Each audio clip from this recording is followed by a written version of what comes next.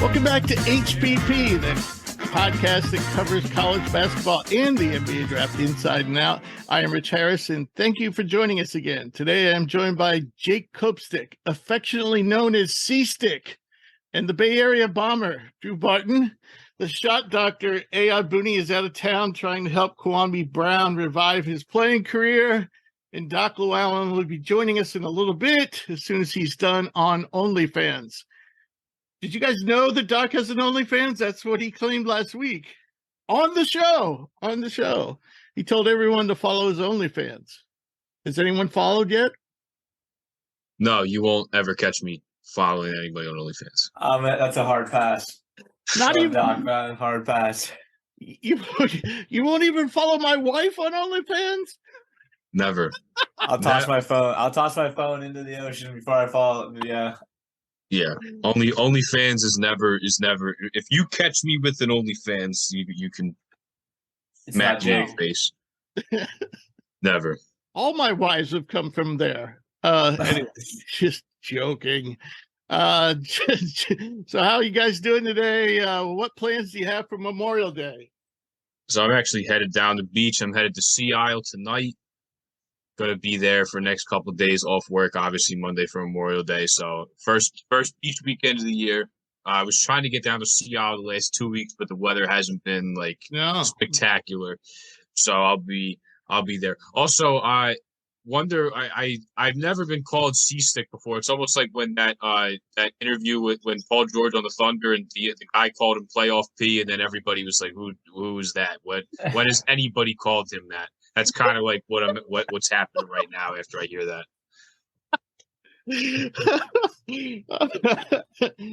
The name like C-Stick, you should be on OnlyFans.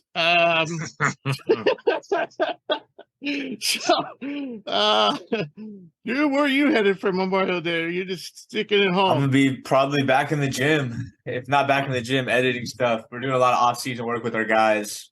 Capturing content for the summer. So I've been running around with the camera, chasing the guys in the gym, taking photos, working on my photography skills, which has been fun. And then kind of turn them into videos and stuff like that, so we can keep content flowing over the summer. I'm doing it with the same thing with the women's team too. So on your website for the school or your YouTube page or both? It's going to be primarily for the website and like social media, so Instagram primarily, just to keep content flowing. You don't want to have dead pages, especially when it's we're getting ready to make this jump to D2, and recruiting is we got to really showcase, in my opinion. The guys before me, the SIDs before me, did a great job on some things. I just think, especially in basketball, and I think we can all attest to this, the way it's going is it's almost as much about winning off the court as on the court. And winning off the court is, you got to, at any level, you got to have, content. And kids, I've had our players tell me like, oh, I'm so glad someone's in here. Oh, you got to send me those pictures. I'm like, dude, you're in the middle of a workout. I'll get the photos to you after the workout. Don't worry, I got to edit them up. But it's fun though. I can't complain. I'm in the gym hanging out. The weather's been a lot better in the Bay, so I'm wearing shorts to work every day. It is gorgeous here today. By the way, where is Sea Isle, Jake? It's right below Ocean City, which is right below Atlantic City, like Ventnor area. Yeah, sure. You know where I like to hang out, and you would think that it would be overrun and miserable and everything, but it's actually kind of quiet. Is Brigantine? Yeah, I have a bunch of friends that live there. They say the same thing. I was in Atlantic City 2 years ago, and that place is a dump, man. You'll never find me back there. I think AC Atlantic is a City. dump. Oh, Atlantic yeah, City, Atlantic City. Yes. AC, well, I could tell you stories. I was there when it first opened, and it was lawless. But and then it got to its heyday, and now it's kind of like you say, a dump. But Brigantine hasn't changed over the years. See, I used to have friends that lived in Brigantine, so I would go there every summer, even as a kid. So yeah, I love it. I used to go when I was a real little kid. I used to go to Seaside, but Seaside I hear is like totally overrun and totally hacked. And I don't go up north. Like I've stayed in Wildwood a couple times. I stayed in Cape May one time. But I'm CI. I went to I did senior week in Ocean City. So I That's stay that's a dry town, is it not? yeah, and I was on the same block as the police department, but it's just between you and me, right? Yeah, I don't know how I made it out there alive, nothing on my record. So Wow. it was a great time. Great time. Wow. Would relive it in a heartbeat. But I stay Ocean City. I haven't been to Wildwood in probably 3-4 years. I'm just a CIO guy, and that's fine with me. I love it there. It's relaxed. There's a couple bars to have some fun, but other than that, it's quiet. The Sounds beach great. is nice. The beach is a close walk. I have a bunch of friends that live right in the middle of town. So when I go down there, I stay with them, and I'm right in the middle of everything. So only problem is the parking, I guess. But outside of that, I love it there. There's no reason for me to go anywhere else. Right. Given that part of me is Irish, you'll never see me in Ocean City. Never. I've sunscreen packed. I got an umbrella. I'm staying. I'm very fair too, but I know how to stay out of the sun. No, I meant because it's a dry town, not because of the sun. Oh, okay. Yeah, it's more. They got the boardwalk. It's a nice family place. But yeah, Seattle's where it's at. I can't wait to go. My favorite thing to do when you drive in, you get off the Garden State Parkway, and there's a mile or two road through the marshes before you get over. What I do is I ride there with all the windows up. As soon as I get off the Garden State Parkway and I hit that 2-mile stretch before I get into town or whatnot, I throw the windows down. You smell the salt water. It's beautiful. Beautiful. I do it every time I go down. It's one of my favorite things. There you go. All right. So we're going to move on to the NBA Combine. And that's the main drive of this week's show. We're going to be reviewing everything that went down there. And they had a record number there. I think it was 84 were invited in total.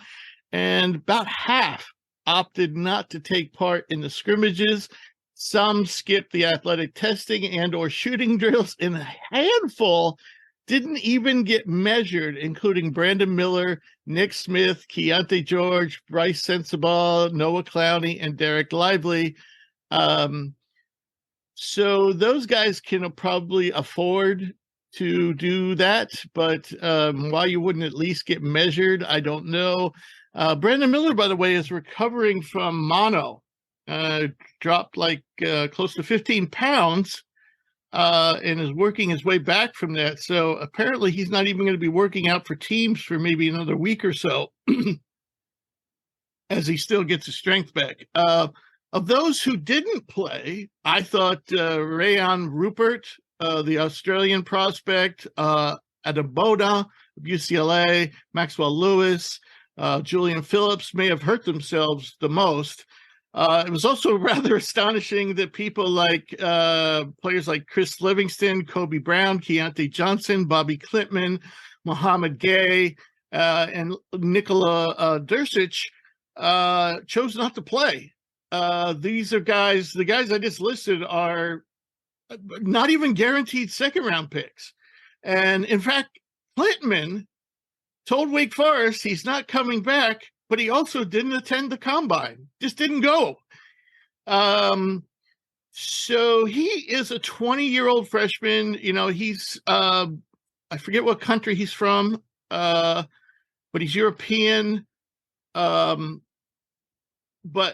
so when you see that he's a 20-year-old freshman coming from Europe, sometimes, they have some roadblocks that they have to overcome in order to get in the U.S. colleges. So I'm not sure, what's going on there, but really weird he didn't attend.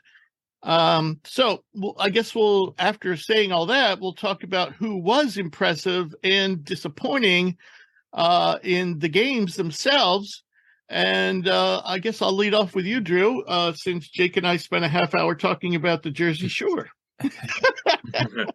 Yeah, I mean, Rich, I'm looking at you have your overall biggest winners, biggest losers here. Overall, I pretty much agree with the list. Isaiah Wong, to me, from a guard perspective, I've been a fan of his. I thought he just looked really good. I mean, he looked like a veteran, upperclassman player out there. Just seemed to really play within himself. A guy that I've liked because I've seen him play live and just being on the West Coast. And you didn't have him on the list was Brandon Podazemski. I thought he looked pretty good. In game, I thought the offense wasn't necessarily falling, but he did manage to pull down 10 boards. I think he was double digits in assists. Yeah, he was staffing the stuff sheet just like he did at Santa Clara. Yeah, and so I thought, at this level, I know everyone's gonna always have questions when you play at a smaller school. Did I say statting the stuff sheet? You did. Yeah, I think you did. I think stuffing the stat sheet. How did you not crack up at that? I meant stuffing the stat sheet. Always stoic. But I thought he looked really good. I think the playmaking to me. I mean, I'm looking out here now. He had 10 assists, only 3 turnovers. And while the offense in game wasn't super sharp, I thought he looked really good in the shooting drills. Overall, I thought he did pretty well shooting the ball. So he's another guy that I think we're not going to see like a Jalen Williams from last year because athletically he doesn't have the same profile. But I still think this is a guy that just continues to build a stronger and stronger case. And then I think the last guy, looking at the guys you had on here as well, I thought Mojave King, having not really seen him play because he's with Ignite, I thought he looked really good. It was really, actually the best I've ever seen Mojave King play. Yeah, that was probably the first time I've actually seen him play that wasn't like a highlight clip or like a YouTube. Like that was like the first game action. I thought he looked really good, in my opinion, especially having to come out and play against the best players in college ball.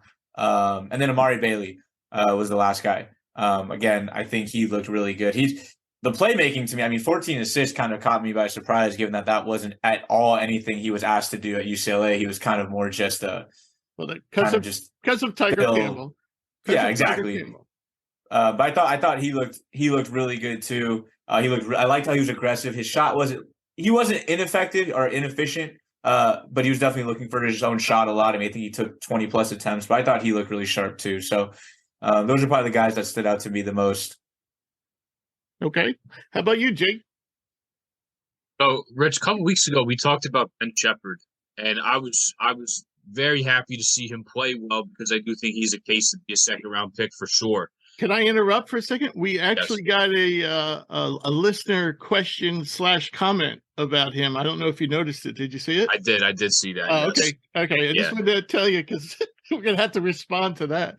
Okay. Yeah, I'll keep it kind of short then. But no. I mean, go ahead. But look, he's a really good straight line athlete. I know Podziemski's had his biggest issues are defensively because I want to talk about him as well. But Shepherd's able to get past him a couple times. He just moved so well. He's such a fluid athlete, and he shot the ball really well too. He handled the ball really well in pick and roll situations. Whether he was pulling up, trying to get to the rim, I thought he did very, very well making the right play and screens. And he's the movement, the athleticism, his speed, his burst to just catch it, rip, and get by somebody, I thought was really, really good. So very, very impressed by Ben Shepherd. And to go off Drew's point, I was really impressed by Mojave King as well. Not only, I think you're absolutely right, Rich, that's the best that I've seen him play, but his athleticism to me was like he looked like he was one of the better athletes on the floor at all times, which I think is going to be huge for him.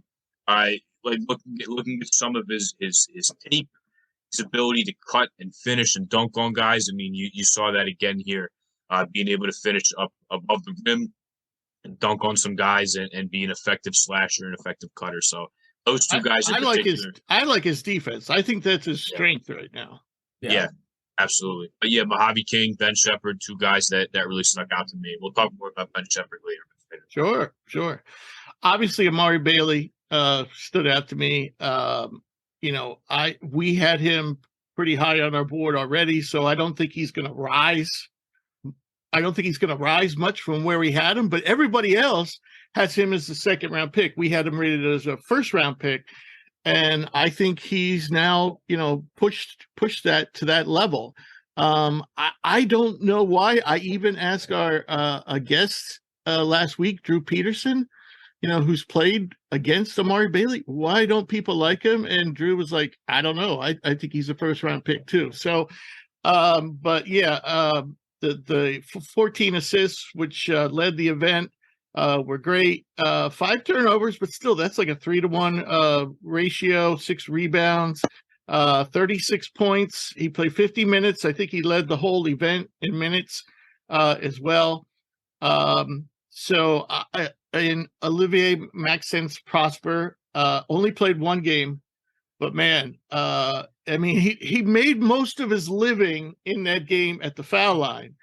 But one thing I noticed about Prosper, he was really, when you think about it, and Jake, you could probably back me up on this. He was probably their third or fourth scoring option this year. You had Kolek, you had the center whose name's escaping me, who's really efficient on the inside. You had Cam Jones, and Prosper was really the fourth guy. But what I noticed, and I think it was especially in the Big East tournament and in maybe their NCAA loss, was when that team got locked down and when the system didn't work, like when they took away the pick and roll from Kolek,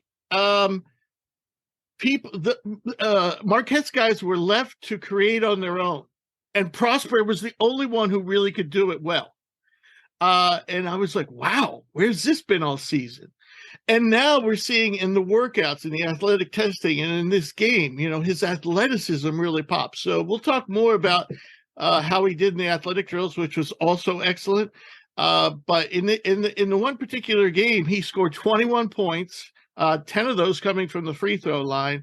He didn't do much else, but and I think that's another problem with I had Prosper rated lower before was, he's a pretty good scorer, but for his size, he really should be bringing in more boards, more blocks, more steals.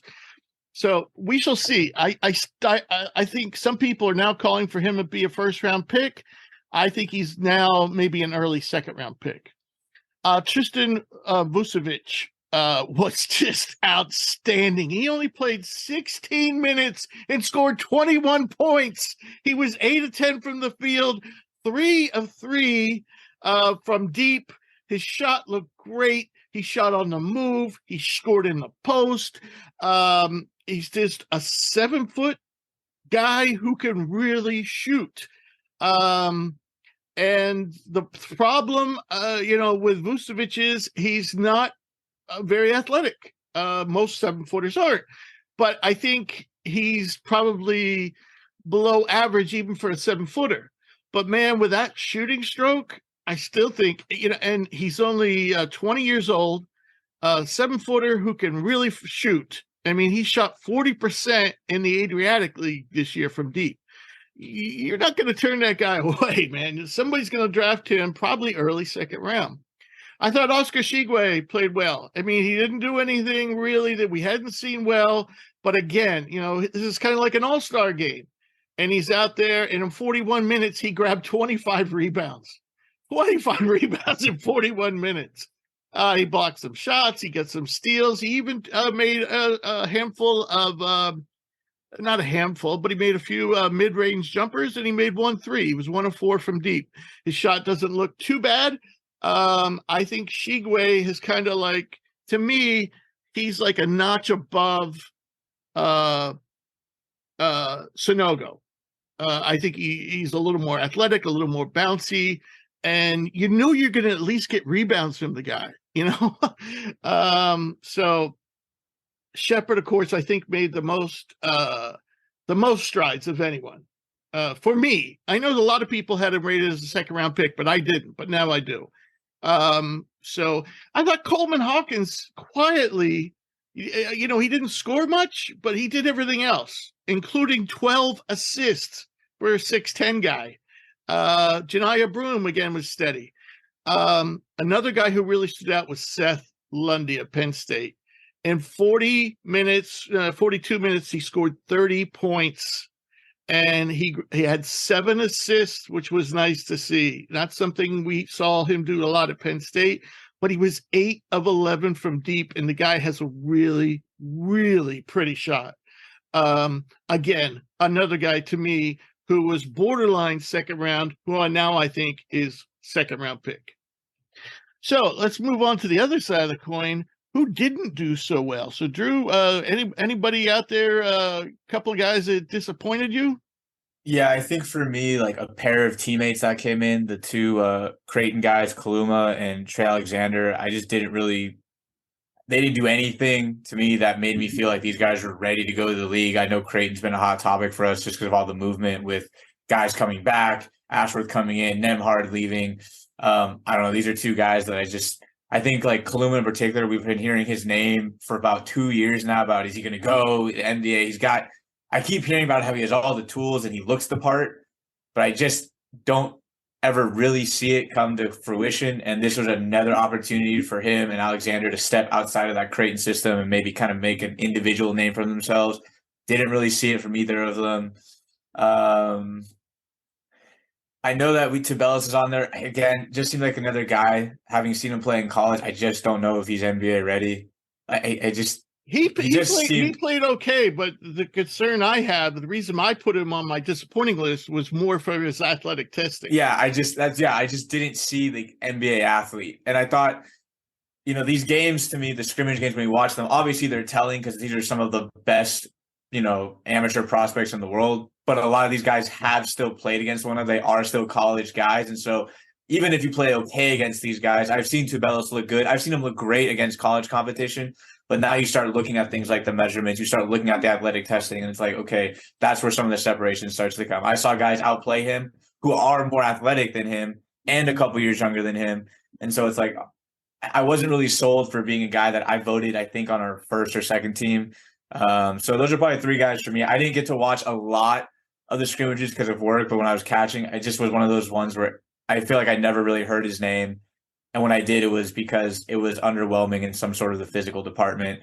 There were some other guys who I don't think played super well, but I think those three, particularly the Creighton guys, I keep hearing these names, Alexander and Kaluma, and I continuously don't ever see them hit the potential that I think we all think they have.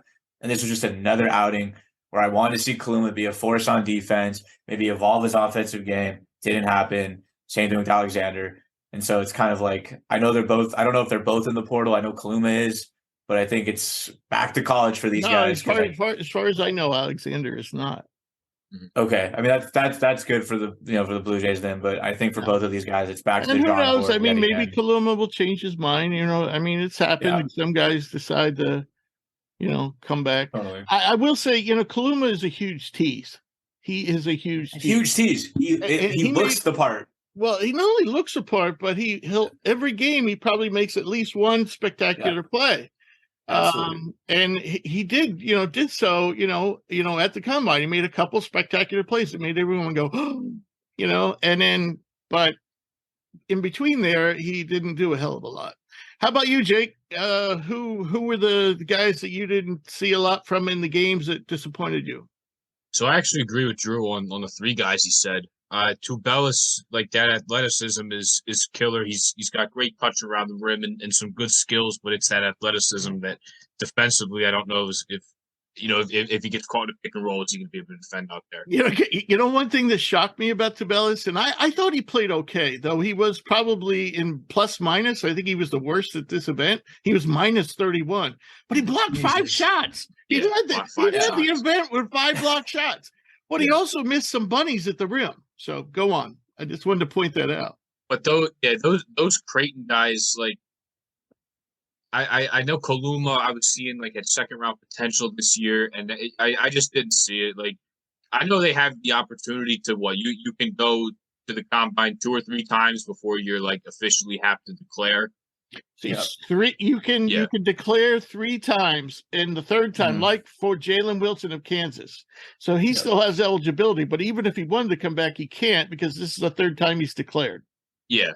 I just thought they should have come back anyway. I know Kaluma's in the transfer portal. I thought they should have just come back anyway. Like I don't, if they want to get feedback or just see how they measure up, like that's like cool. But I didn't think that either of them had a case to get drafted. I thought they should come back anyway. Yeah, like I totally agree with you on all the Kaluma points. Like he can shoot it a little bit. See him make some really athletic finishes or athletic plays. Like he's got length, he's got size. It just doesn't feel like it's all come together and he's had like a true breakout. Like I thought this was going to be the year with all those Creighton guys. Like this was going to be the year that Kaluma was going to really break out. We just didn't see that. So because of that, I think he should come back. And he did not have a combine that got, in front of the right people is like, oh, well, like, we think this guy can be a player. Let's make him a second round pick. Yeah. I didn't right see now, that, so I think right now, I think he's probably on the outside looking in of the second round. I think he should come back, though. I know he's in the portal. I think he should come back. Right. I agree. Anybody else? No, it was those three guys in particular, but those Creighton guys, like I watched a bunch of playing against Nova in the Big East tournament. So it was those guys that I really was focusing on. Right. All right. I got a bunch of guys I'd like to comment on. Grant Nelson, again, flashed talent at 6'11", ball handler. But same thing that plagued him at North Dakota. It's North Dakota, right? North Dakota State. North Dakota State. Oh, okay. But two things we saw. His game is a lot kind of like Drew Pember, but I'd say Grant Nelson is more has a better handle, more capable of making plays off the dribble. But he's not nearly the shooter that Drew Pember is, and he's not nearly. But they're both turnover prone, and you saw that. When Nelson, a 6'11" guy, it's just physically it's difficult to make plays off the bounce at 6'11" because little guys are going to pick your pocket. They just get right underneath you. And so he had trouble with, turnovers, or even if he didn't turn the ball over, he you could see him struggling, to get to where he wanted to go. And he was also just 3 of 9 from the field, 2 of 6 from deep. So minus 24 in the box score. So Taquavian Smith, NC State, man, oh man, did he jack it up a lot. But he was only 10 of 31 from the field. Now he was 8 of 18 from deep, but unlike what we saw from him last year at the combines, where he was driving, and getting fouled and getting the line, showing toughness, he rarely did that at this event. All he did was jack up shots. And that was kind of like what happened with him at NC State this year. He was just jacking up shots.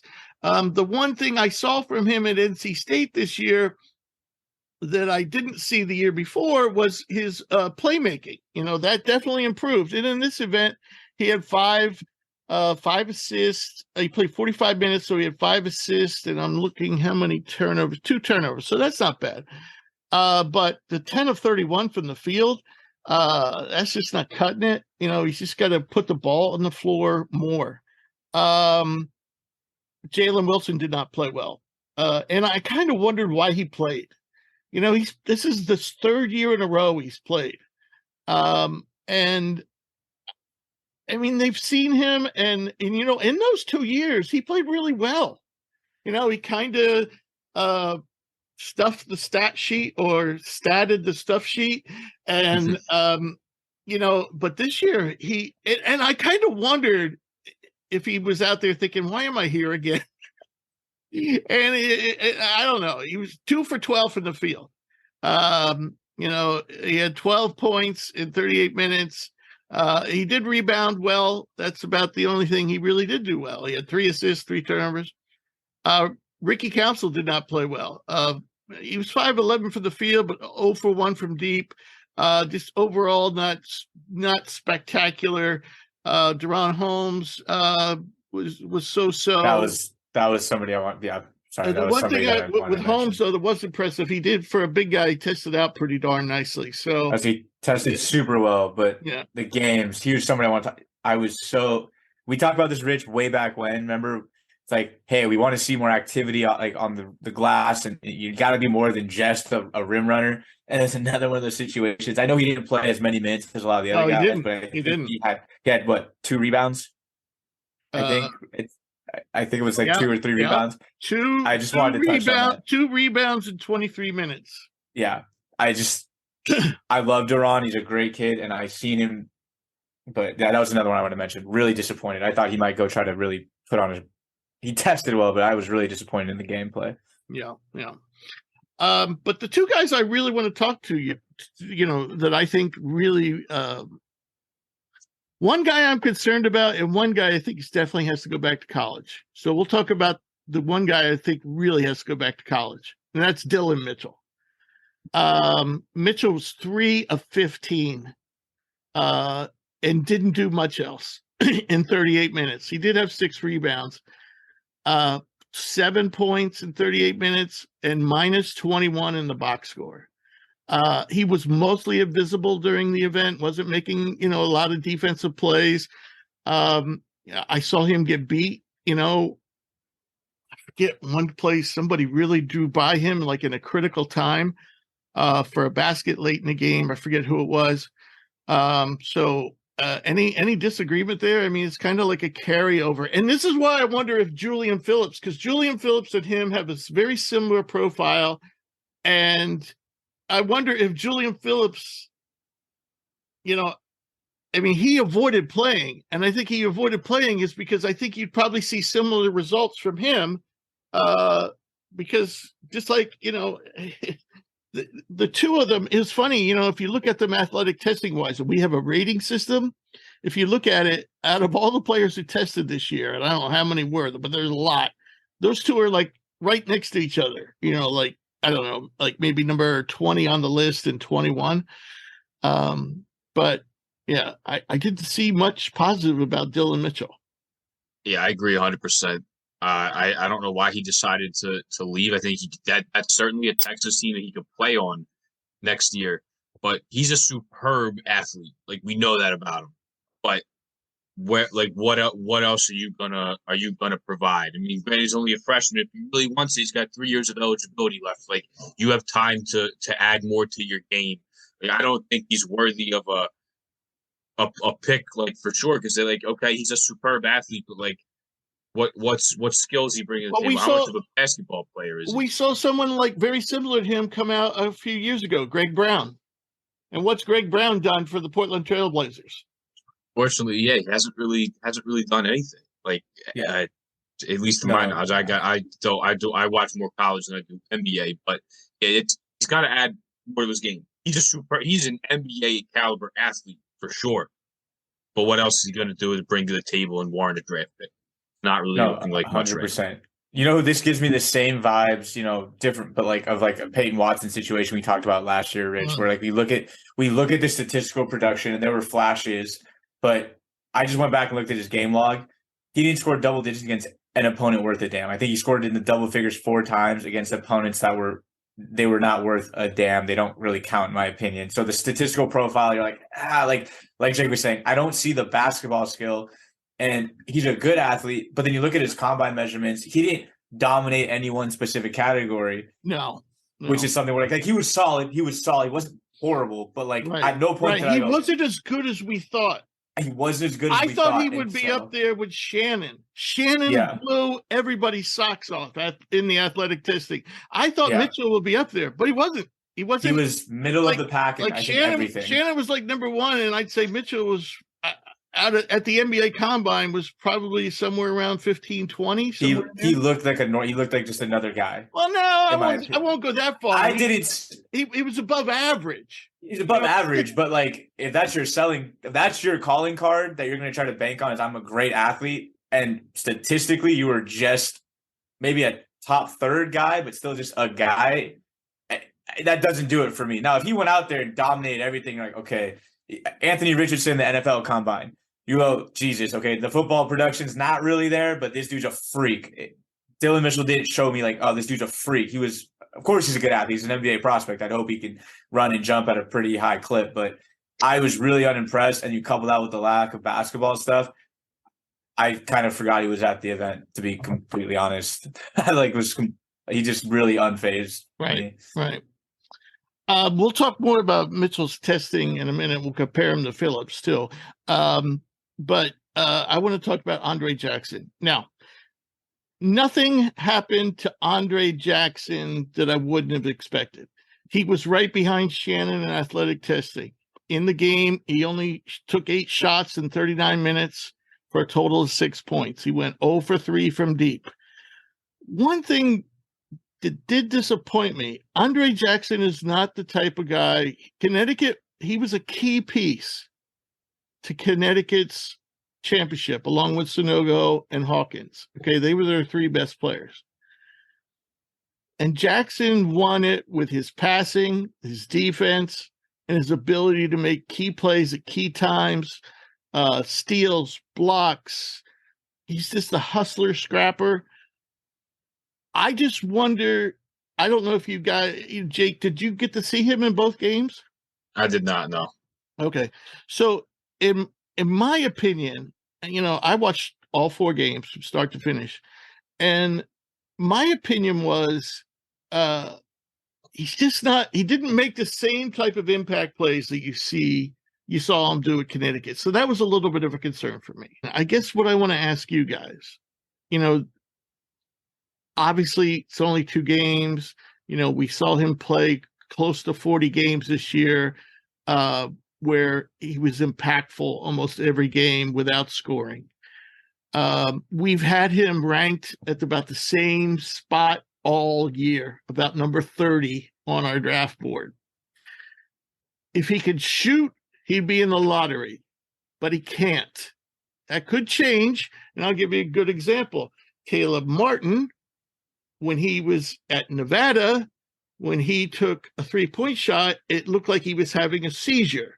He had body parts flying all over the place, and he came down really weird, and I think that actually happened. I think that resulted in his foot injuries. The way he came down from his shot, he had a lot of motion, upper body, low, but especially in the lower body, and he always never landed cleanly off his jumpers.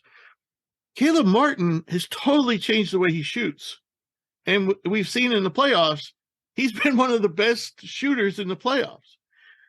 So my question to you is, Andre Jackson, we know what he is, and he could be better. Should he be higher? Should he be lower? Or should we keep him at number 30? I think 30 is a good spot for him.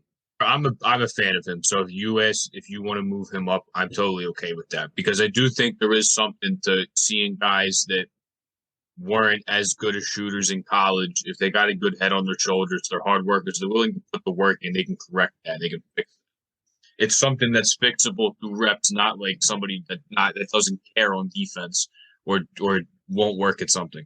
So I look at him and I think he's got a good head on his shoulders. I think he's a good dude who will work at it. And I think that sometimes we can maybe underestimate how good some like shooting coaches and some coaching staffs are. Because you look at Lonzo Ball too, how bad his shot was, and in college how wonky it was, and he ended up being a solid shooter who had a quick release, who could shoot deep threes off the dribble, and could make them.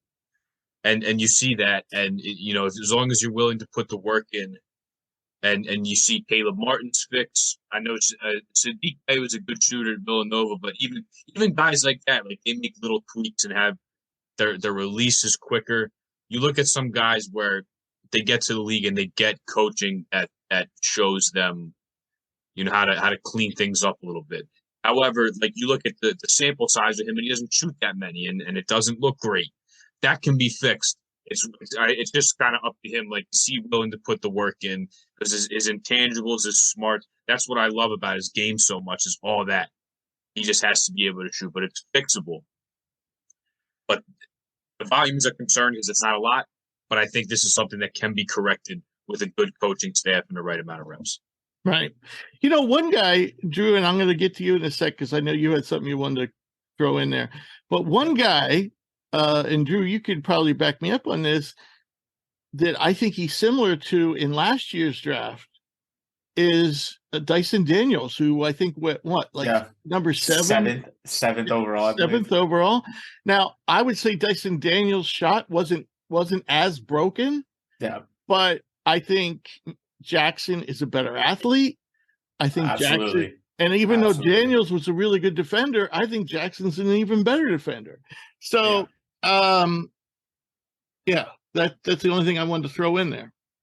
Yeah, I mean, going off of, to answer your question, Rich, I agree with everything Jake said. I think this is a guy who has the right mindset. He comes from a good organization, so he knows what the work looks like. He's not like some one and done guy who got away with anything he wanted. He was in a program. He developed. He became a key piece. He saw what it takes to win at a high level. I think he has the right mindset. Is he going to turn into a prime shooter, a Clay? No, he's not going to do that. But if he can turn himself into a respectable shooter, I think that's on the table.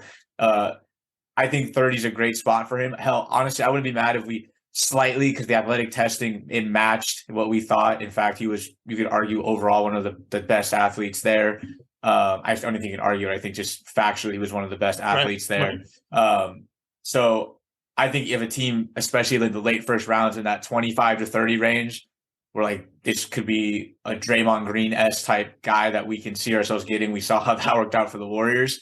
I would not be shocked a team in that, mid-20s to maybe pull the trigger on him. I think he's going to be more of a guy where fit matters. It's not going to be necessarily the best player available. I think it will be fit. If there's a role for him and a team that can allow him to maybe spend some time working on that shot and grow into it. Right. I kind of think to like what the Pelicans did with their young guys last year, where those guys came in and had kind of specific roles where they were allowed to thrive. And now we're seeing those guys expand their game. Herb Jones, Jose Alvarado, the kid from Virginia who was the shooter. I'm drawing a blank on his name.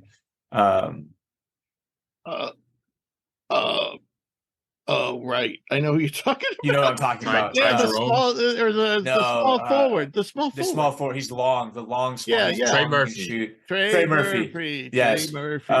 If he gets into a situation like that where a team's like, hey, you're going to come in and Murphy, you're going to be kind of just a spot up shooter for us early and then develop. Or if you're going to be a kind of point of attack on defense, develop.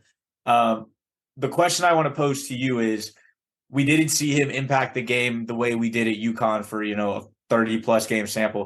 Do you think at the combine? Right. I would give him not a complete pass because you still have to perform, but would you maybe say that part of that is because it was more of an all-star game, free-flowing setting? It's not a system where it's guys just everyone's kind of almost out to get their own. Do you think that may have had an impact where the stuff he does is most highlighted in well-organized team settings, not so much this kind of all-star game setting? Just kind of pick your brain on that, because I felt that. Yeah. That was the biggest difference. I think, like, defensively, when he gets to take chances, he gets to take chances because he knows his teammates are going to back. They're going to be in the right spot. They're going to rotate and help at the right times and so forth. Yeah. He has no confidence and he has no clue if he takes a chance on defense. I'm thinking he also, beside defense, what's his other big strength? Passing. So, and he made some spectacular passes at this event, jaw dropping, but he didn't make many, and so, but again, that could be from not knowing your teammates, not being running certain plays, Absolutely. So yeah, I personally wasn't bothered by it too much. Neither was I. Yeah. When I first, I was like, damn, Jackson's just not playing like I'm used to seeing him play. But then the more I thought about it, and you know what? You both made an excellent point. Think about him now. I mean, this is a guy who's been playing 30 plus minutes a night for the national championship team in the toughest conference in basketball. Screw you, Big 12. And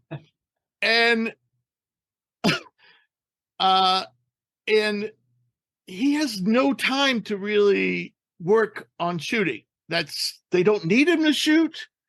Now he's going to be sitting around. He's going to be many nights. He's not going to get off the bench. And so he's going to be able to focus on that. So, and we know he's a high effort guy. So, if anyone's going to put the effort into it, it would be him. Yeah, I'm not too bothered. I think the athletic alone shows you that physically he can compete in this league. The mindset he can compete in this league. This is the type of guy that I would bank on turns himself into a respectable shooter. And again, I really think we didn't get to see like Andre Jackson, what we're used to seeing, like the UConn, like the championship run, Andre Jackson, because he's playing with a bunch of guys in a very loose setting where it's, I'm trying to get mine, you're trying to get yours, I got to showcase my abilities. You put him on an organized team where he's allowed to facilitate from the high post, from the elbows, knowing there's going to be cutting action, like you said, Rich, on defense. If I take this gamble, I know for a fact rotations are going to be on point. I think he's fine. Yeah, the only way he was going to shine at this event was going to be as a passer with steals and blocks. Maybe rebounds, maybe some transition buckets. Yeah, you're right. It's not an event that's suited for him. Yeah. It's more suited for the Travion Smiths and the Amoni Bates and guys like that. Speaking of Amoni Bates, we're going to move on to who did the best at the shooting drills. And they basically have you shoot, I don't know, I think it's 15 shots. I'm not quite sure, but I think it's 15. Off the catch, off the move, and off the dribble. So the best shooter at the event was Marcus Sasser. By the way, I think the ones off on the move are not 3-pointers, I believe. I think they're like top of the key, you come off a screen, catch the ball, I think. I'm not sure. So I don't think these are all 3-pointers. I think the majority of them are. Off the catch was definitely 3-pointers. Off the dribble, I think, was also 3-pointers. Anyway, Sasser led everybody with made 80% of his shots, followed by Bates at 74%, Julian Strother at 72%, Seth Lundy at 70%. No surprises there. None. All good shooters. We knew they were good shooters. And here's where it gets a little odd. Terrence Shannon made 67%. He was fifth. Right behind him was Grady Dick, 66.9%. And Podzimski, 66.4. And then the list gets weird again with Kaluma, Mojave King, who's traditionally never really been a really good 3-point shooter. Mojave King really shot well at this event. Really well.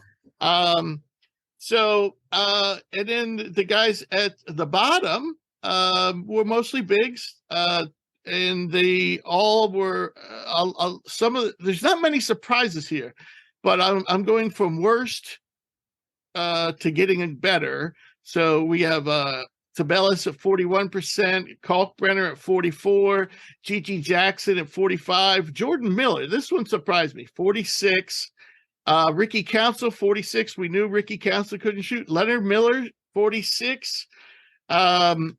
Not good that's been the big thing with Leonard Miller is his ability to shoot, and he didn't play. I thought he might play. Shigwe, 47%, Jerron Holmes, 47%. By the way, Trace Jackson Davis, who never got to shoot in college, made 49%. So he wasn't horrible. Drew Timme, another guy who never did get a chance to shoot, 50%. But these guys are all bringing up the rear. So Sonogo, 54%. Once again, I'm listing the guys who did poorly, relatively. But Andre Jackson, 55%. So Jalen Wilson was only at 51%. Kobe Brown was only at 50%. So there you go. You guys have any comments on the shooting list? Not really. At the top, I do think Sasser is that good. He won't look. Nobody will make 80% of their shots in the league, college, anywhere. But I do think that guy is a damn good shooter and legitimately one of the best in the class. His range is almost limitless. He's very good off the dribble, can pull it in somebody's face, good off movement. So no surprise. But hey, also Seth Lundy, yes, great shooter. Really playing his way into a potential draft pick here with some 3-and-D potential, of course. You're absolutely right. His jumper is awesome. He's got a great motion, a great form when he goes up and shoots. And he's got the size to be able to be an intriguing 3-and-D wing for sure. Yeah, I agree, Jake. Nothing here is super, super shocking. I think this again goes back to the point that we were making about Kaluma, just such a tease. You look at this, you're like, damn, he shot the ball really well. He was up there with some guys who we think of as shooters. Then you get to the game time and you're like, it's not really there. I'm glad to see my guy Julian Strother, especially because he didn't play. Actually, I know he worked out with the Golden State Warriors today, I believe. He had a workout. So glad to see him shooting the ball well. I would have liked to see him play, but nothing too surprising here, I feel like. Some of the bigs, shout out to my guy Drew Timme for not being the worst shooter there. We'll take it. I think Drew made 1 of 4 from deep in the games. I think he hit 1 for 4. He played better in the combine last year, in my opinion, overall. Yeah. If you last year, he was dominant last year. But nothing too crazy to speak on. Leonard Miller, I go back to when I first joined the show. I have not been a Leonard Miller guy. I haven't seen a lot of him. Well, now people are calling him a potential Yeah. Close to the lottery. Well, they've been calling him that since we started. That's right. Bleacher Bleacher Report. Bleacher Report had him at 10 at one point last year. Yeah. And you and I both damn near had an aneurysm on the air. But that's another guy that I just can't get my head there. I haven't seen that much game footage, but every time everyone tries to tell me this guy is like the next big thing, he does poorly in the shooting workouts. Oh, but he's developing a jump shot. Well, clearly not that great of a shooter. I mean, again, you're not going to shoot 80%. I don't expect anyone to do what Marcus Sasser did regularly, but like that's supposedly your unique calling card is to be 6'10" and shoot, and you're bottom 5 or 6. Like, come on, man. But I've been hard on this kid for like years now, so I guess nothing's changed there. Let me ask you guys this. I think this is an interesting question. You need a shooter. You got the 60th pick. Julian Strother and Seth Lundy are out there. Which one do you take? Jake? It's tough. I know Lundy's a little older, but I think I would take Seth Lundy. I do too. I think I would. I've been liking him. I think it's because of his athleticism.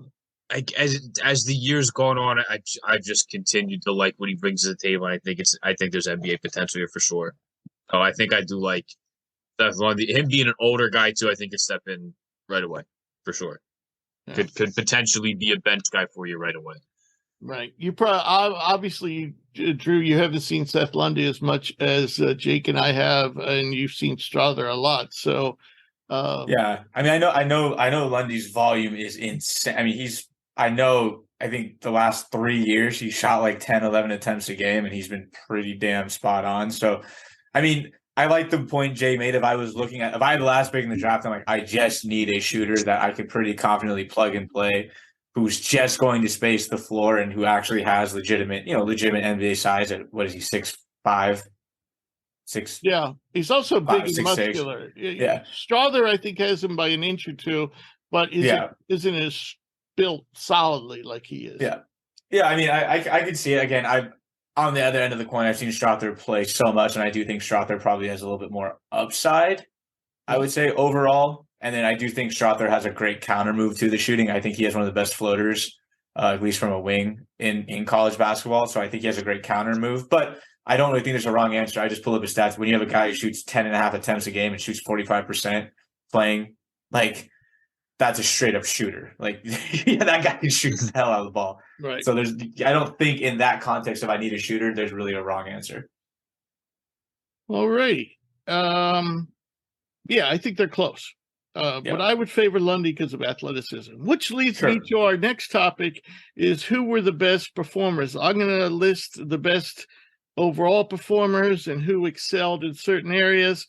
And I'm just going to list these guys in order the way they finished at the event.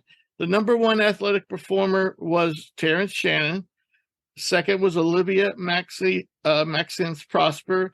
Third, Andre Jackson. Fourth, Mojave King. Fifth, Jerice Walker.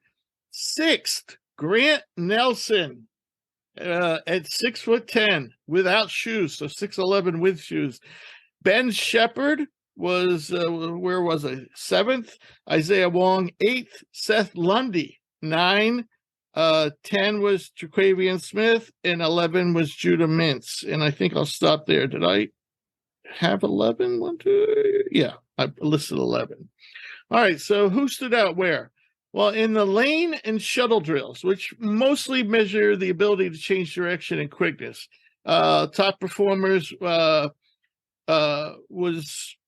Ben Shepard and Olivia Maxence Prosper. Now, not everyone, a lot of guys skipped the shuttle.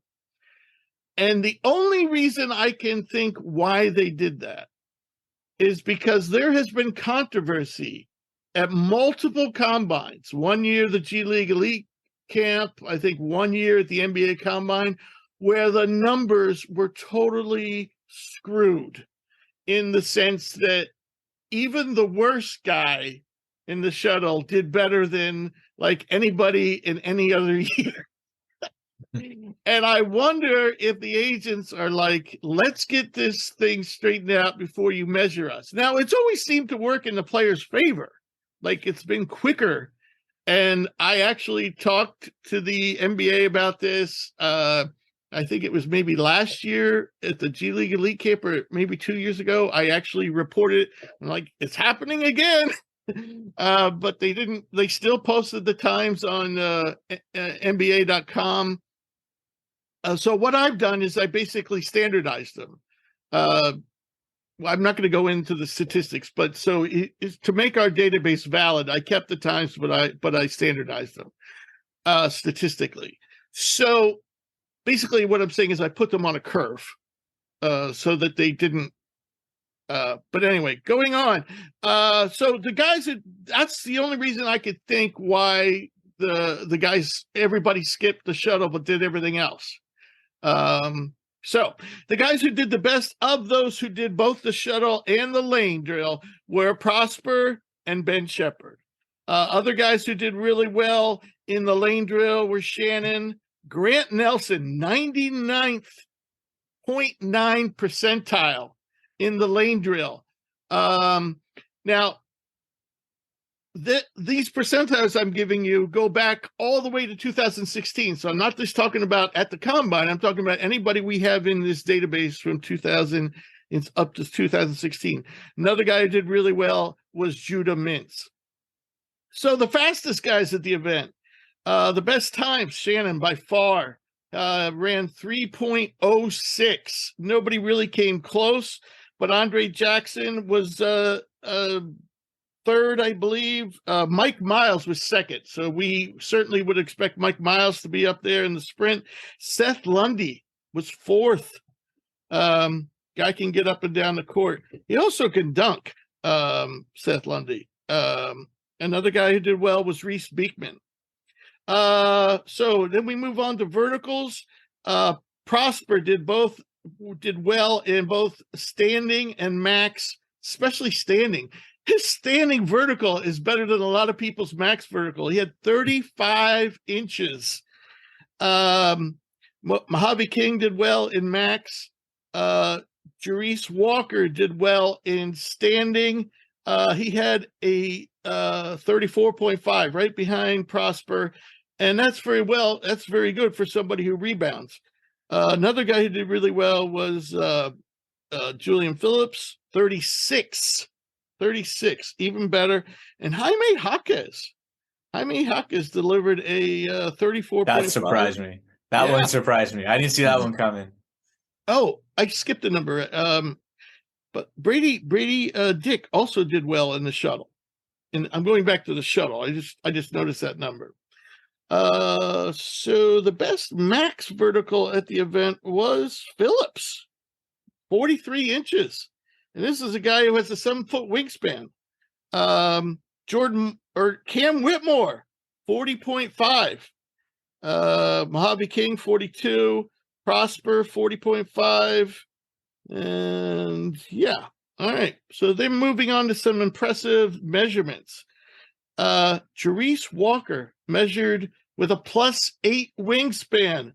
He almost has a 7'3" wingspan. He measured at 7 feet with a 7'3" wingspan. Very impressive. When you throw in the testing, and Walker is almost 250 pounds. So can you imagine? He measured a 249. Imagine maybe a little that's baby fat. Impressive. Okay. Gortman, who we talked about last week, he didn't, by the way, he was so in the games. I mean, he made some good plays, but was pretty invisible. But again, he measured with a +9 wingspan at the G League Elite Camp, but he was part of the NBA Combine. Jordan Walsh was +8. He has a 7'2" wingspan. Leonard Miller has a 7'2" wingspan as well. His testing was so for his size, someone who's 6'10", 7'2" wingspan. He tested out pretty well. He was at the percentile was, compared to all players in our database, 71st percentile. So getting back to the guys that we talked about earlier, Phillips and Mitchell. Now, if you would have asked me before this event who's the best athlete in college basketball, I probably would have said Dillon Mitchell, with Andre Jackson and Shannon being up there. But he and Phillips were very similar in a lot of areas, but their overall percentile for all the tests they did, they both ranked at the 81st percentile. The difference was basically Mitchell is faster, but Phillips can really jump.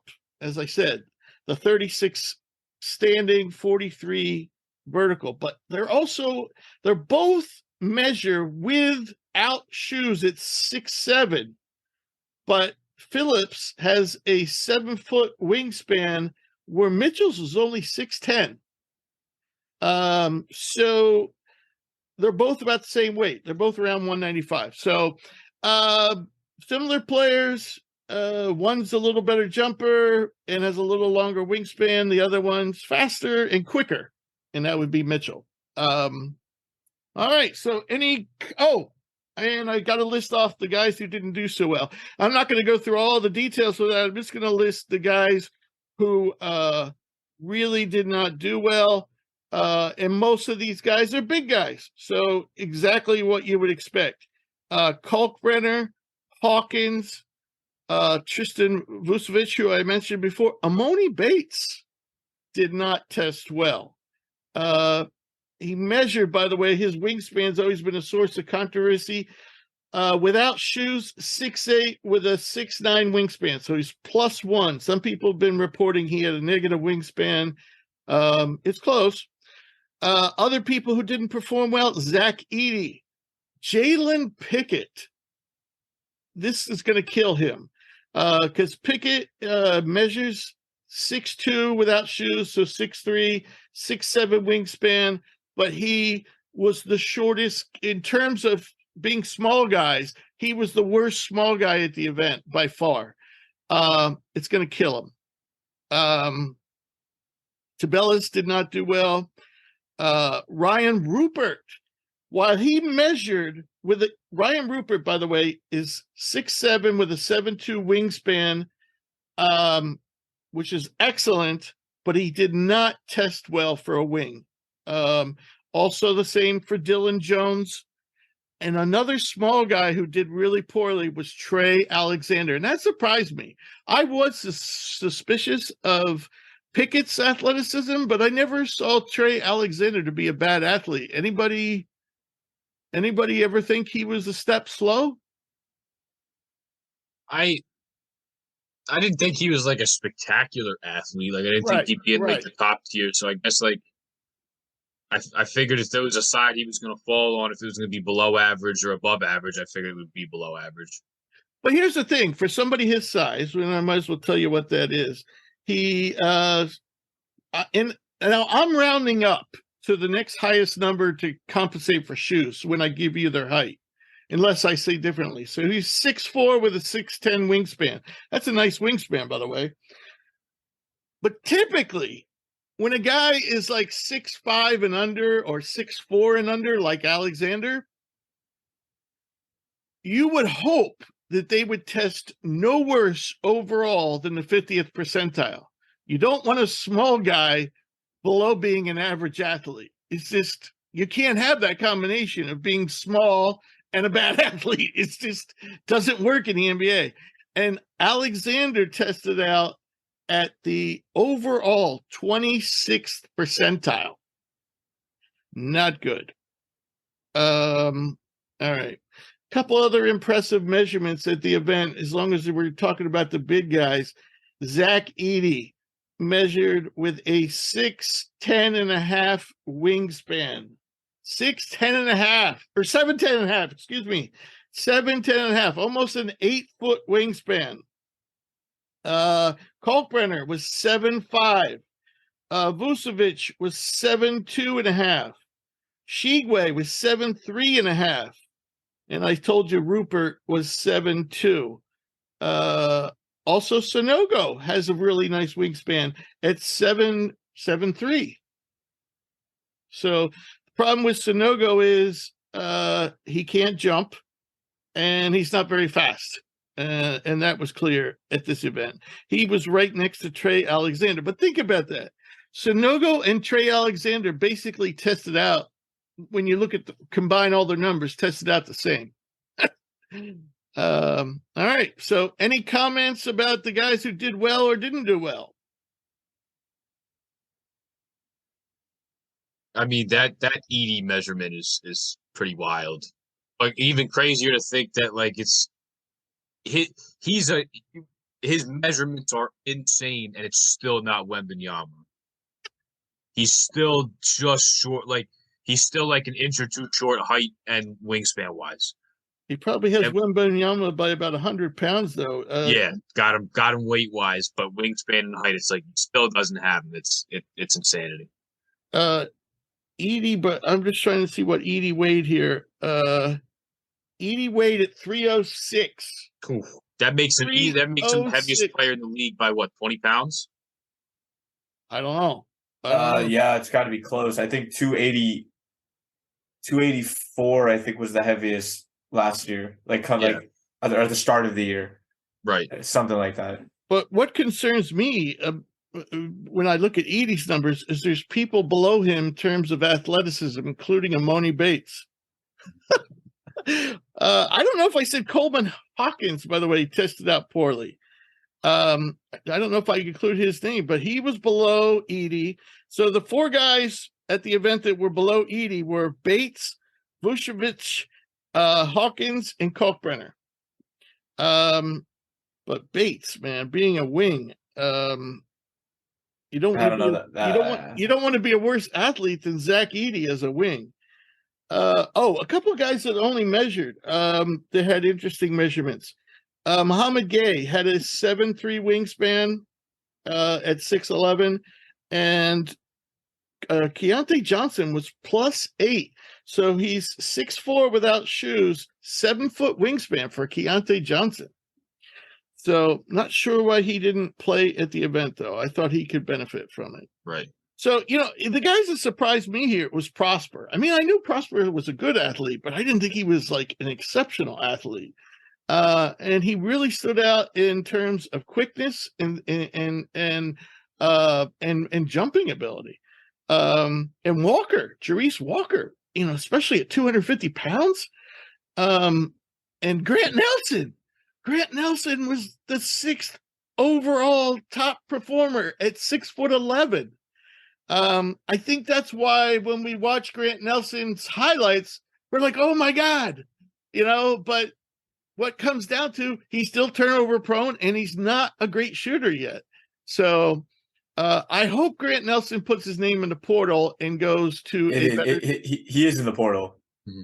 Oh, right. He did. He is. I'm hoping he does. I do agree. I do hope he withdraws and goes to a program where maybe he's not so much so the alpha. Yeah, right. Where not saying he can't be necessarily the best guy, but there's a higher level of talent around him. So it's, hey, I can make the smarter plays and not feel like I'm punishing the team for taking the ball out of my own hands. Hey, if he wants to be a Zag, I mean, shit, why not? Well, you know what? What would be ideal is if he could play the 4, because he is the 4. Yes. That would be ideal. Yeah, he can come play the 4. If Watson decides not to come back, he can come play the 4 for us. Him and Graham. We'll take it. Right. So having said all this, I'm going to read off the players that I think that benefited the most, and you guys can add or subtract to that. These were, I basically listed 10 in each category, who I think were the biggest winners and biggest losers. My biggest winners were in no particular order. Like I said, I think Ben Shepherd was the biggest winner overall.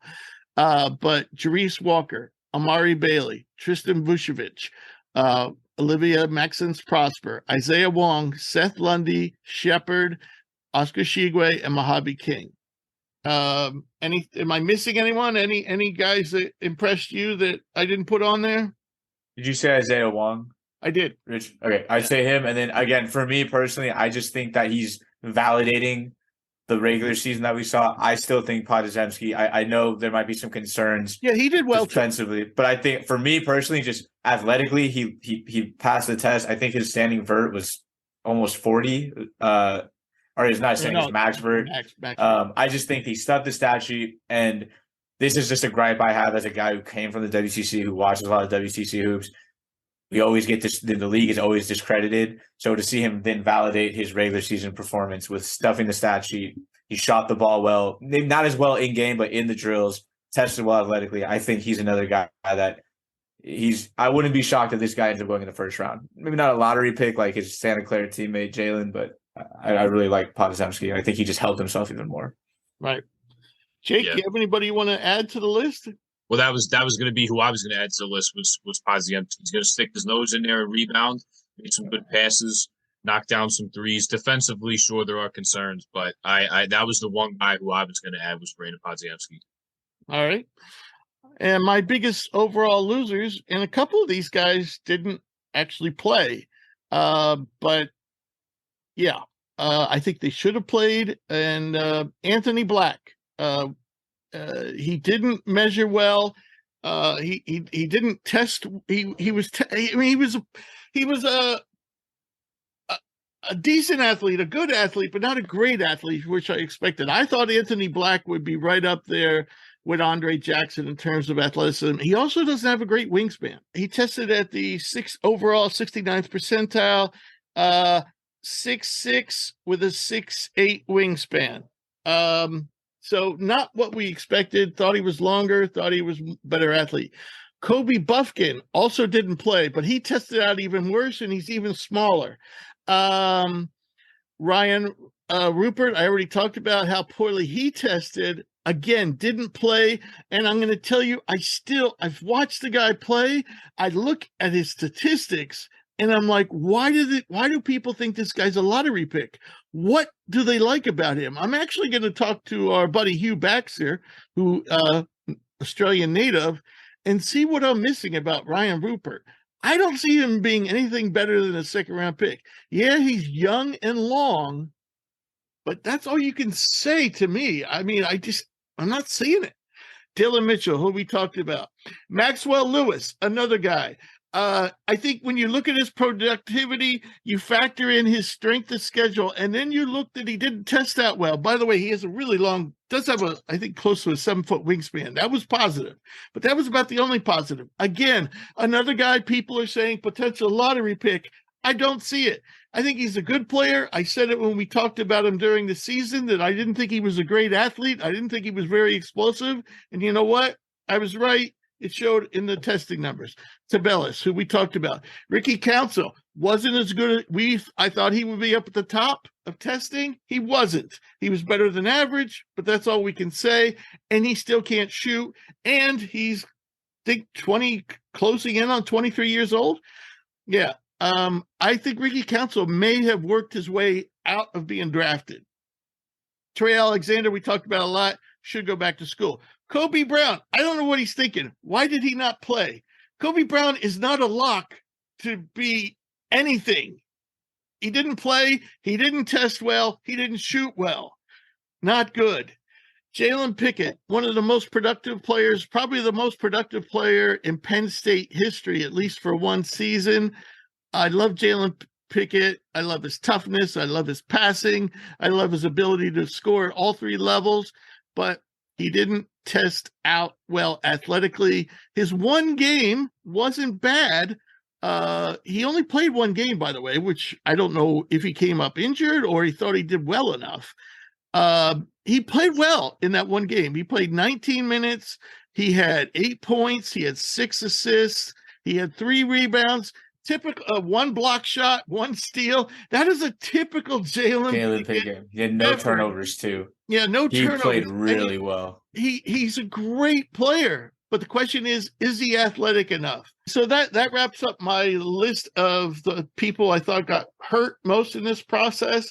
Do you guys want to add to that, or is anybody you disagree with? Nobody I disagree with. I agree on Pickett. Love this game.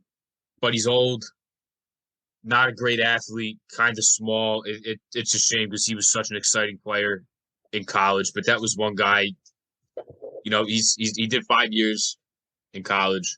Yep.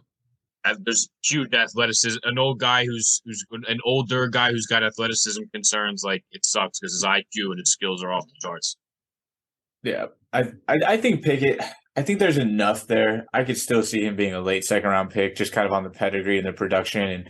And again, if you watch the game, he still looked really. I mean, he played well. I mean, 6 assists, no turnover. I think he hit his 1-3 attempt. He stuffed the stat sheet. So I could definitely still see a team looking at the production and going, okay, let's take a flyer super late. But yeah, is he going to be the force he was in college? No way. Not with that. Not with lacking that much athleticism and that much age. Well, relative age on his body. And then Anthony Black's another one that I think is interesting. I mean, I get why he didn't play. It's the case with all these young guys where they've got probably a promise that they're a lottery pick and they're just not going to do it. But I think he's the type of guy that, we talked about Andre Jackson. I think it's almost the same kind of vibe with Anthony Black. Like a lot of the stuff he does well translates in game. It's a level of toughness. It's a level of, competitive fire. So I don't know if I'd have him as a biggest loser. I totally get why, but the only kind of, I guess, reservation I have is because I've seen the kid play enough and I know that he's made of, at least to me, he's made of the right stuff. So I think when it comes to actually putting production on the court, I think he'll find a way. But I can see from just purely the fact that he didn't test super well and then didn't play, I can definitely see how you can't walk away and say he helped himself, if that makes sense. Right. And the wingspan too, which is nothing, yeah, exactly. There's nothing he can do about it. Exactly. What with Black, the reason why I put him on here is I don't think he's hurt himself that much. Totally. So, but we've had him so high. Yes. Thinking that he was Andre Jackson with a little better body, with a little better jumper and a lot more potential because of his age, or at least some more potential. And so now, instead of being a top 5 pick, I'm thinking maybe top 10, top 15 for sure. I'd say lottery. I would say probably the back middle of the lottery is where I look at him. Yeah, I agree. What do you guys make of Kobe Buffkin, who had a great season? But how does Kobe Buffkin go from nobody's talking to him to one day he's like in everybody's top 20? And I mean, he's got the advantage of being a really young sophomore. He's about the same age as most freshmen. But with Buffkin, I'm like, how does he go? What did he do? I mean, he had a great sophomore season, but I just don't understand how he goes from being on nobody's draft board to being a top 20 guy all of a sudden. And now everybody's locked in on that. He didn't play at this event. See, that's what I hate. I think these guys, look to see where the Athletic has them ranked and where maybe I'm wrong. Maybe I'm totally off by this. Or ESPN has them ranked and they think, oh, I'm number 15, on ESPN's board. So I guess I don't have to do anything at the combine. But, he tests out poorly athletically, which I wouldn't have expected. I thought he was at least an above average athlete, but he didn't test out that way. So I don't know. I just don't see Kobe Buffkin as being a lottery pick. And I certainly don't see him being a lock to be a top 20 pick. Yeah, I don't really know how this. Go ahead, Drew. Go ahead. I'm going to just say, and maybe this is just an assumption that and it is an assumption that I'm making. This is a case of, and this has come to the forefront of basketball. This has been at the forefront of basketball talk for the last couple of weeks now, especially in the NBA and the way everyone's talking about, the Nuggets versus the Lakers rhetoric. I think this is like I want it to be like a box score. It's like it's a player who's playing at a big brand in Michigan.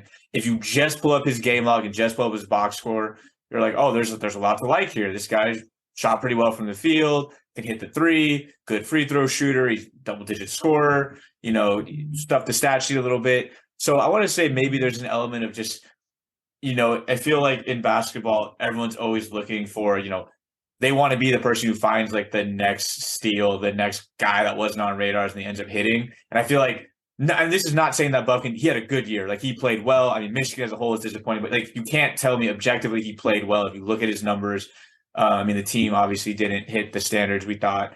But I think that might be what this is, where it's a situation where people are seeing a player who is good, who definitely is on draft radars, and they just go, well, the box score looks good, and maybe that translates quicker than we think, and maybe this is a guy that I'm going to put my stamp on because it's not super outrageous to say that he's got, top 20 talent if you just look at the numbers. But if you then look at a deeper dive, that's when you start to question it. And maybe this is just like a conspiracy theory, but I feel like this always happens every year. There's always a handful of guys that's good player. The box score looks really sharp. So I'm just going to bank on that translating immediately without having actually done all the homework. Believe it or not, I know people are not going to believe me when I say this, but it gets done by people. It's not just people on Twitter. It starts with people at ESPN and the Athletic. Rich, we literally had this is a little bit off, or the Bleacher Report would let her know. We literally had a studio host on an NBA talk show on ESPN or Sports whatever literally come out and say, I apologize because I've not watched Nikola Jokic play basketball. How the hell have you not watched the two-time MVP play basketball? And I know we're talking about college, but it's like the same thing. How are you going to say you haven't watched this kid play? But because some other guys, it's a monkey see, monkey do kind of basketball more than I think any sport. I feel like it's a monkey see, monkey kind of do kind of vibe where it's just one person who maybe really did do their homework and with conviction in their heart is I think Kobe Buffkin's a top 20 guy or top 15 guy. And all it takes is one other person to be oh, well, so-and-so said it and he really believes that. So I'm going to get on that train too. I feel like that's the problem. And that's not, and it sucks because it's not to say that I think Kobe's a solid player. I totally think he's a draft. I haven't seen him play a bunch, but I definitely think there's something there. But to sit there and go this guy's a lottery pick out of the blue makes no sense to me. But I feel like that's just. When Kirk Kriisa got off to a good start this year, Sam Vancini had him in his top 100. There you go. That's a prime example. When Tucker DeVries was shooting close to 50% from three, ESPN had him in their top 100. Now, I hadn't seen Tucker play that much. So as soon as I saw ESPN in their top 100, I watched Tucker DeVries for a while. And I'm like, if he's a top 100 player, I'll eat dirt. It was funny, and Booney and I both, we're going to talk about him on the show, and without talking together, we both said the same damn thing about him at the same time. The guy's slow at everything he does. How could you put him in your top 100? I just don't get, and people just ride this stuff. Yeah, it's one of those. It's like a snowball. Yeah. And ESPN and then the Athletic kick the snowball, and then by the time it gets down to the middle of the hill, it's a boulder. Basketball has really become a sport where I think it's becoming more and more clear that there's kind of a divide between the people who are sitting there watching games and even I've been able to watch as much as I like NBA. Near the end of the season, I got my job, I couldn't watch as much college, but there's people you guys who will sit there and watch a game and watch multiple games and watch an entire conference and follow along. And then there's the people that log on, see a box score, look up a highlight, see the guy make a dunk and go, oh, he did a windmill dunk in a game and he averages 14 a game. Those two things add up. This guy's a first round pick. This is the best player in the league kind of thing. That's just where basketball is kind of at this the Grant Nelson effect too. If you just watch Grant Nelson's highlights, right. Yeah. But yeah, he's a good player. But if you watch a game, for every spin move into a dunk from the free throw line, there's going to be a really bad pass or a terrible three-point attempt. He's going to kick the ball in the second row of the stands. Yep. Exactly. Right. So, before we move on to our college notebook, let's bring on our special guest, Quinn Ellis, who is an early entry into the NBA draft that we're talking about. All right, our special guest this week is 20-year-old Quinn Ellis, who played in Italy's second division for Monferrato this season. The 6'4" point guard averaged 10.7 points, 4.4 rebounds, and a league-leading 4.2 assists per game. A United Kingdom native, Quinn has been playing in Italy for the past 4 years and is an early entry into the 2023 NBA draft. Quinn, excited to have you. Welcome to the show. How you doing today? Thank you. I'm doing good, thank you. I'm doing really good. Happy to be here. So the first question I have to ask, are you joining us from Italy or England? I'm currently in Italy right now, just finishing off the last 2 weeks of the season. We started obviously in August, so it's been a long season coming to the Right. end of it. So Right. You started September, October. August. We was No out there in way. August.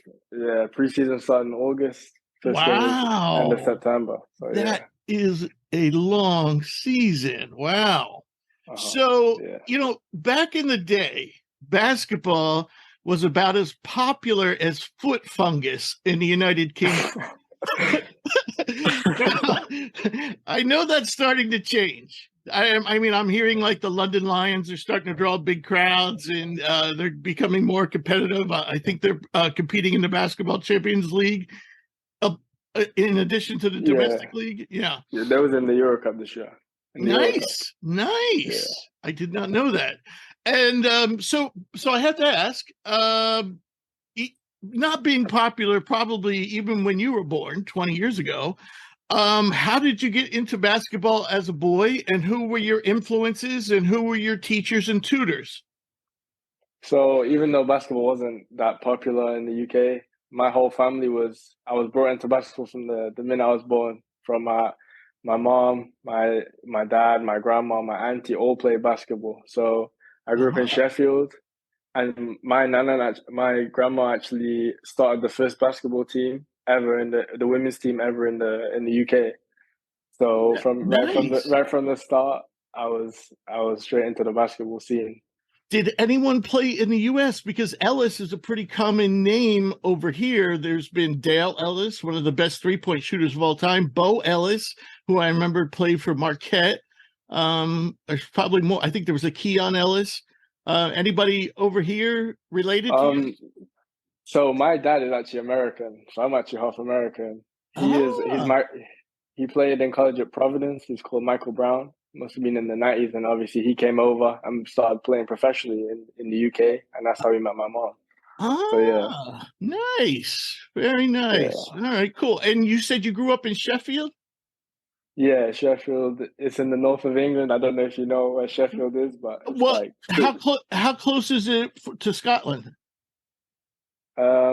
Like 4.5 hours.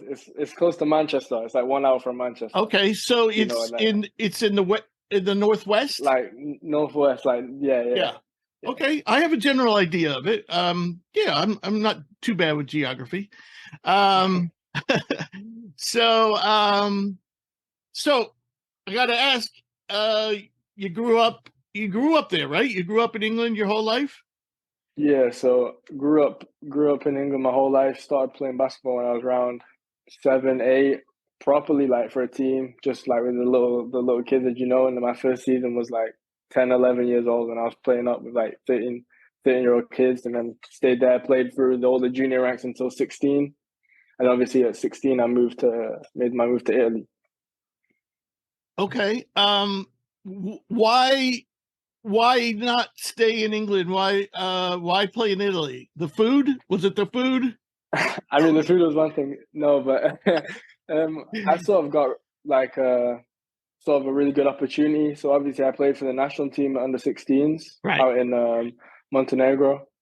So after that tournament, I had a pretty good tournament and got contacted with my current agent now, Marco, with Tangram Sports, and he just like came to me and said like, "We like how you play and stuff, and we want to like sign you to agent. We can get you out in Italy." Because originally that was never my plan. My plan was to go to like a basketball academy in the UK, and then after 2 years or 3 years, go to the States and go to college. So it came out of the blue in a way, and I decided to take a risk because not many people go to Europe, take the Europe path, especially from the UK. It's all about going to America and going to college. Right. So I said I thought about just to take the risk, and it paid off. And I'm not looking back. It's been a really good decision. Right. And I actually think, a lot of guys are going to probably look into that avenue, not because it's any worse in the United States, but the fact that their teammates are all going to be making money. And unless are you a United States citizen? No. See, the only way you can get NIL in America playing at college, which can be significant money, but you have to be a United States citizen. I didn't know that. And I don't think that has anything to do with the NCAA. I think it has to do with federal law. Oh, really? Yeah. I just think it's something to do with law, or maybe they just didn't want to get involved there because it was too, I don't know. But anyway, so what you're seeing now in the United States is players from Canada or anywhere in the world that's not a United States citizen. They're jumping into the draft early because their teammates are all making money and they're not. Yeah. So that's got to be tough. All right. So what's it like being a 20-year-old point guard for a team that mostly consists of guys in their mid to late 20s? You got one guy who's in their 30s. You even have one guy who plays regular minutes who's 40 years old. Yeah. So what's it like being the lead guard in that situation at such a young age? So I mean, coming in the start of the season, I was a bit like, not worried about it, but didn't know what to expect, to be honest. Like coming in with a lot of veterans, because last year I didn't play on such a experienced team with a lot of older guys. Like we was a quite young team last year, but this year came in, didn't really know what to expect. But like every guy from even though I was 20 years old, they didn't look at my age as like a thing. They just thought like he's playing basketball, he's our lead guard, and we gotta trust him. So straight away from the day one, they gave me a lot of trust, and I was like, obviously, really, really happy about that. So they didn't look at me as some 20-year-old kid; they looked at me as a professional player, which I really appreciated. So from day one, it was just the trust was there. So it was really good. And leading assist guy in the league, so got to be doing something right. When you guys communicate on the court, in English or Italian? So obviously, you have two American guys. So with them, it's mainly English, but like I've been out here 3 years, so I can speak a bit of Italian. Like I understand it, so it depends who's on the court at what time. It's a bit of English, a bit of Italian, So it's cool. How about your coach? What language does he speak in? So he's usually speaking English, and then if he doesn't, because his English is good, but sometimes he forgets a couple of words, so we'll do like English half and then switch mid sentence into Italian. So it's kind of funny, actually. Yeah, that is funny. So this season, your team, as you said, featured a couple of Americans. One was Cody Justice of Arizona, though Cody didn't play the full season. Did he get hurt? No, so we actually had a different guy, and then Cody came in around February time. So he came to us around February because he was in Poland before. And obviously came to us after. Yeah. Right. He was playing in the Euro Cup in Poland, I think, before he came to us. Gotcha. So he played at Arizona. And you also have Aaron Carver, who was a 4-year guy at Old Dominion. And probably the most, you could correct me, I could be wrong here, but I think the most famous player in the league this year from the United States was Russ Smith from Louisville, who won a national championship. Geez, that must have been like 10 years ago. With Rick, I think Rick Pitino was his coach for that national championship. So, but your team struggled this season, and your efficiency, not your overall production, but your efficiency dropped in a lot of areas. Were the fact that the team struggled and your efficiency dropped, were those two things related? I mean, I would say a bit, yeah, because like during the season we went through sort of a really rough patch. Like we couldn't get going as a team. We had a lot of tough losses, so we were on a bad losing streak. And obviously, as you know, taking losses is hard when you take loss after loss, and you lose a bit of confidence as well as like in yourself, not your team but yourself. So you're hesitating on shots, and I feel like that was maybe part of the reason. Not taking shots, scared to make turnovers and pass the ball to the wrong people. So I would say it's a bit like that. Right. One of the things I noticed that could be a problem for you is you shoot with the wrong hand. I'm joking. You're a lefty. You're a lefty. I was gonna say, I was like, what? You're a lefty, and I noticed one of your big guys is a lefty too. So what advantages do you find from being a lefty? I mean, I feel like personally left-handed people that we play a bit smoother, but no, it's not really much of an advantage, especially in the pro league. You got to be able to go both ways, Right. be able to finish with your right hand, finish your left, pull-ups, floaters. So I mean, Now I'm surprised you say that, because most people think that being a lefty is not a great advantage, but it's an advantage. No, I would say like I'm glad I'm a lefty. I feel like I'm more smooth with the ball dribbling. I would say all lefties are smooth. So right. I would say, yeah. Well, I was just thinking, if in your mind, you're always used to people, shooting this way, and you're going to go up this way. So I'm expecting this hand to go up, but this is the hand that's shooting. I'm just saying, and you finish beautifully with your left. Also, you're right. I've seen you do both. But I'm just saying, people aren't used to people so much finishing on the left side of the rim with their left hand. Yeah, but anyway, so your strengths.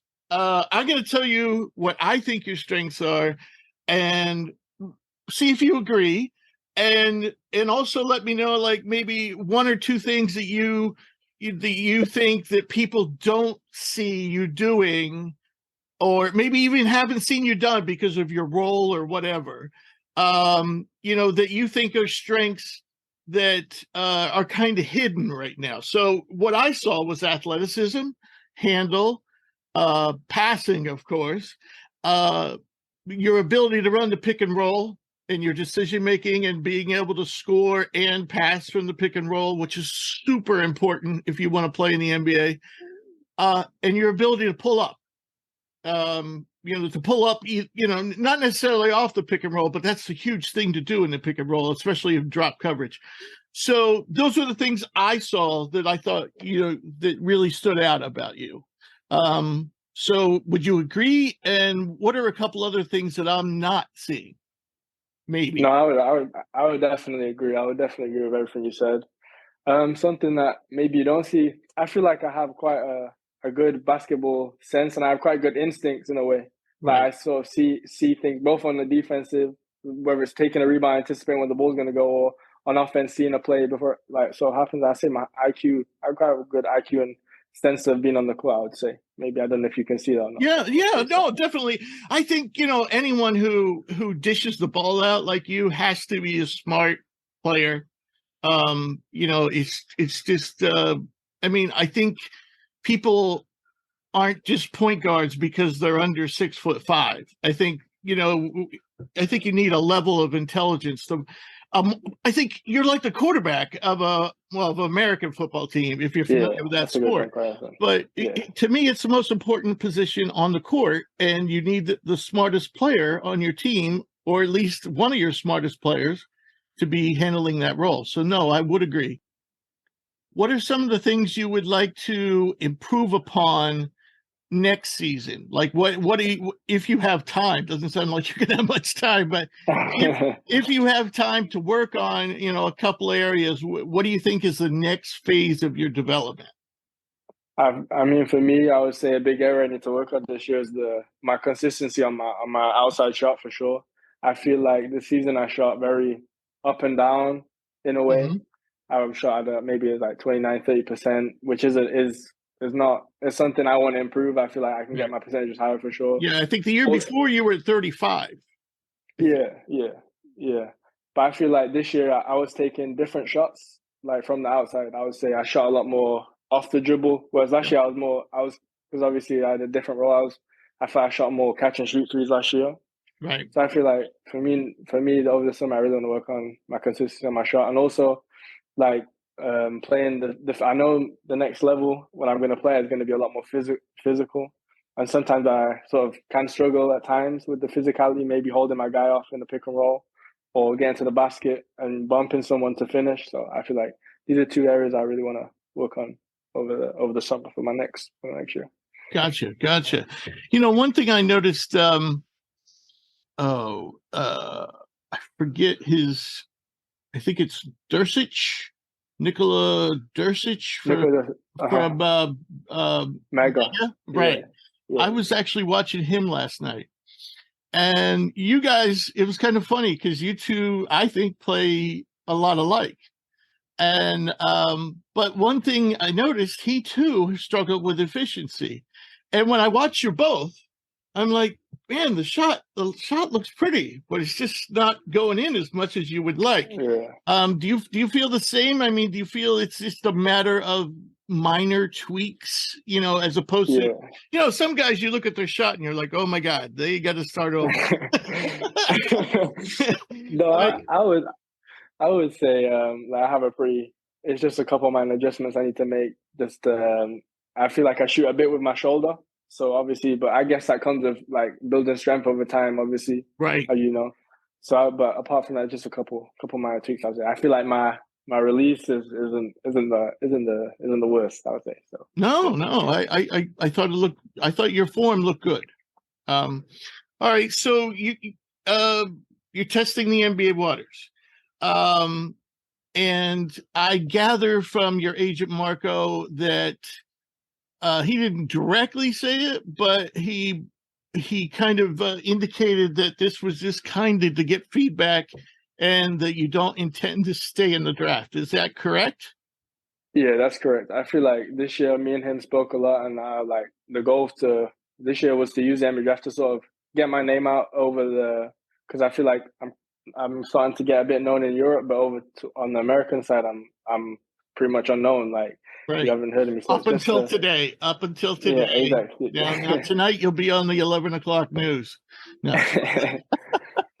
No, but just to use it, just to obviously get my name over to the American side, and also to get feedback. Like, I feel like for me, one thing is really important to get as much feedback as possible, because you can be the best player in the world, but not know how to get better. Everyone can get better in a way, and I feel like to get as many different voices to tell you as many different things and as many different opinions from these experts is the best thing for me to develop as a player, I'd say. Right. So have you gotten any feedback? Have you heard from any NBA teams as of now?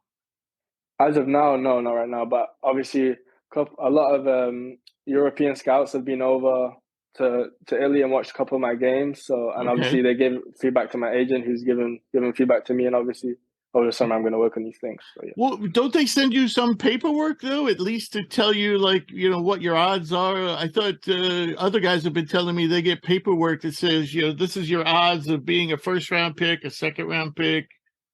You haven't got? I haven't got. No, I haven't got nothing like that. Your agent has it. He didn't show it to you. So, what about NBA Eurocamp? Are they having that this year? I know they've been. And when is that? Yeah. So the NBA Eurocamp is going to be in Treviso again. Back in Treviso. I think it's going to be from the 9th to the 11th. Nice. Are you invited? You mean the Adidas one, right? Yeah. Adidas one. Yeah. Yeah. I'm going to be there the 9th to the 11th of June. So literally, I'm going to be finishing up here, and then it's going to be 2 days, and I'm going to be straight into the camp. Nice. So I'm really looking forward to it. Nice. I'm gonna text you, see how you're doing when you're there, or when you're done with it. Great. That's good. That's a good thing. For those who don't know, it's kind of like the NBA Combine in Europe, right? They're going to test you, measure you, and all that good stuff, and you'll play scrimmages, correct? Yeah. Right. By the way, Americans, in Europe, it's Adidas, not Adidas. And actually, the first time I heard that word, I was like, what the hell are they talking about? What's Adidas? But I figured it out, and I actually kind of now like the pronunciation. So long term, I think you signed a deal to play with the first division club Trento. Am I correct? Yeah, that's correct. And does that start next year? Yeah, so obviously last summer I originally signed with them for 4 years. Okay. But the plan was always to be this year to have a year in A2 to really get minutes, to improve, to just get that experience, and also to finish off the Italian formation. I don't know if you know how that works. No. Explain, please. So basically, if you play 4 years of junior basketball in Italy, you get the Italian formation, and then you get classed as like an Italian player in a way. So like I class as an Italian guy, not as an import. If that makes sense. Nice. Yeah. So it's like a thing in a way to sort of make it easier to get contracts instead of fighting against just the American guys, just fighting against European, like the Italian guys and the American guys. So it's a nice, valuable thing to have in a way, if you know what I mean. Right. Okay, great. How did Trento? They're in Euro Cup, correct? Yeah. How'd they fare this year? They had sort of a tough season because I know like playing Euro Cup and Serie A was tough, and they didn't really have a long roster. They had a solid team, but with like 7-8 guys, so I knew it was like it's tough playing like the weekends and the weekends without a break. So they just missed out on the playoffs on the last game of the season. In Euro Cup or in the in Euro Cup. Okay. Yeah. In the regular season they finished 6th, which is a good finish, and they lost in 3-1 in the playoffs like last Sunday. But they've every game they played was really close. They fought to the end. I got to go and watch 2 of the games because the team they played against played close to here, so I went down and watched both of the games. Nice. So it was nice to watch. Nice. So that's exciting, huh? You're going to be moving up a level because it's kind of like going from the G League to the NBA. Yeah, no way. Yeah. Right. So okay. Well, great. So compare, and I'm going to get off basketball for the last couple of questions. So how would you compare and contrast England and Italy? Beside the obvious, the food is so much better than Italy. Yeah, like as much as it pains me to say it, I'd have to agree. The food is better in Italy for sure. Now, like before, when I first moved out here, I was like, no way. But like now, I've come to realize that.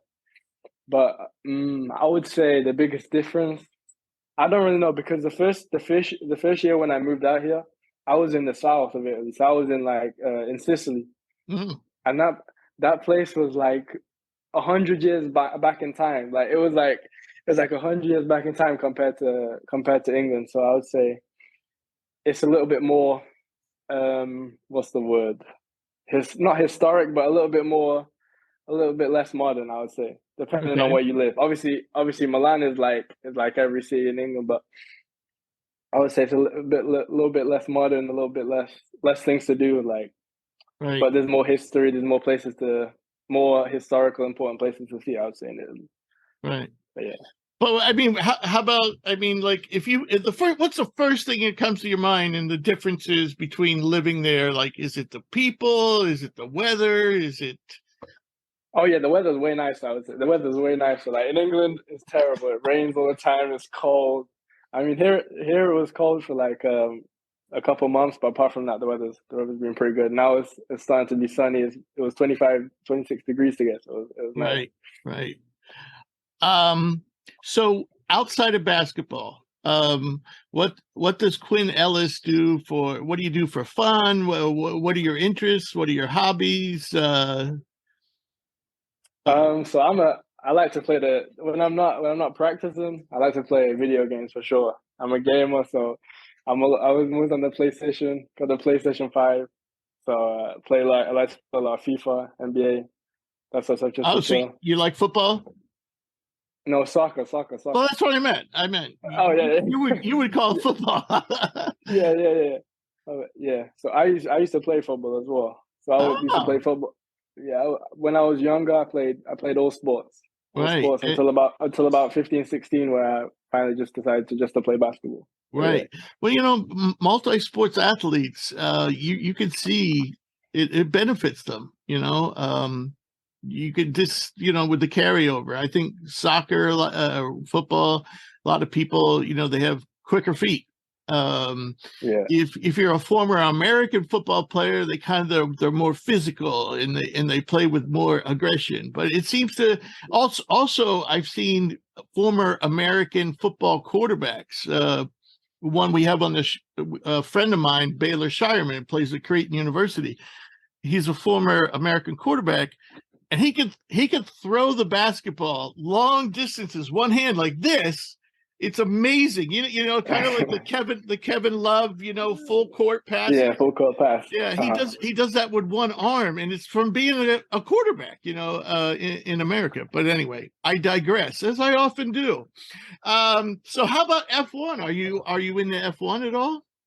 No, not really. I mean, I I can watch it, and I can watch it, and like I like to watch the race highlights, but like the full race is too long for me. It's too long to sit there for a couple hours. But no, it's exciting. I have to say, like, unless you don't really, if you don't know about F1, you don't realize how actually hard and strenuous it actually is. Oh, like, yeah. With the G-force and the turn and stuff. So I can watch the highlights for sure. I find those guys are in top-notch shape.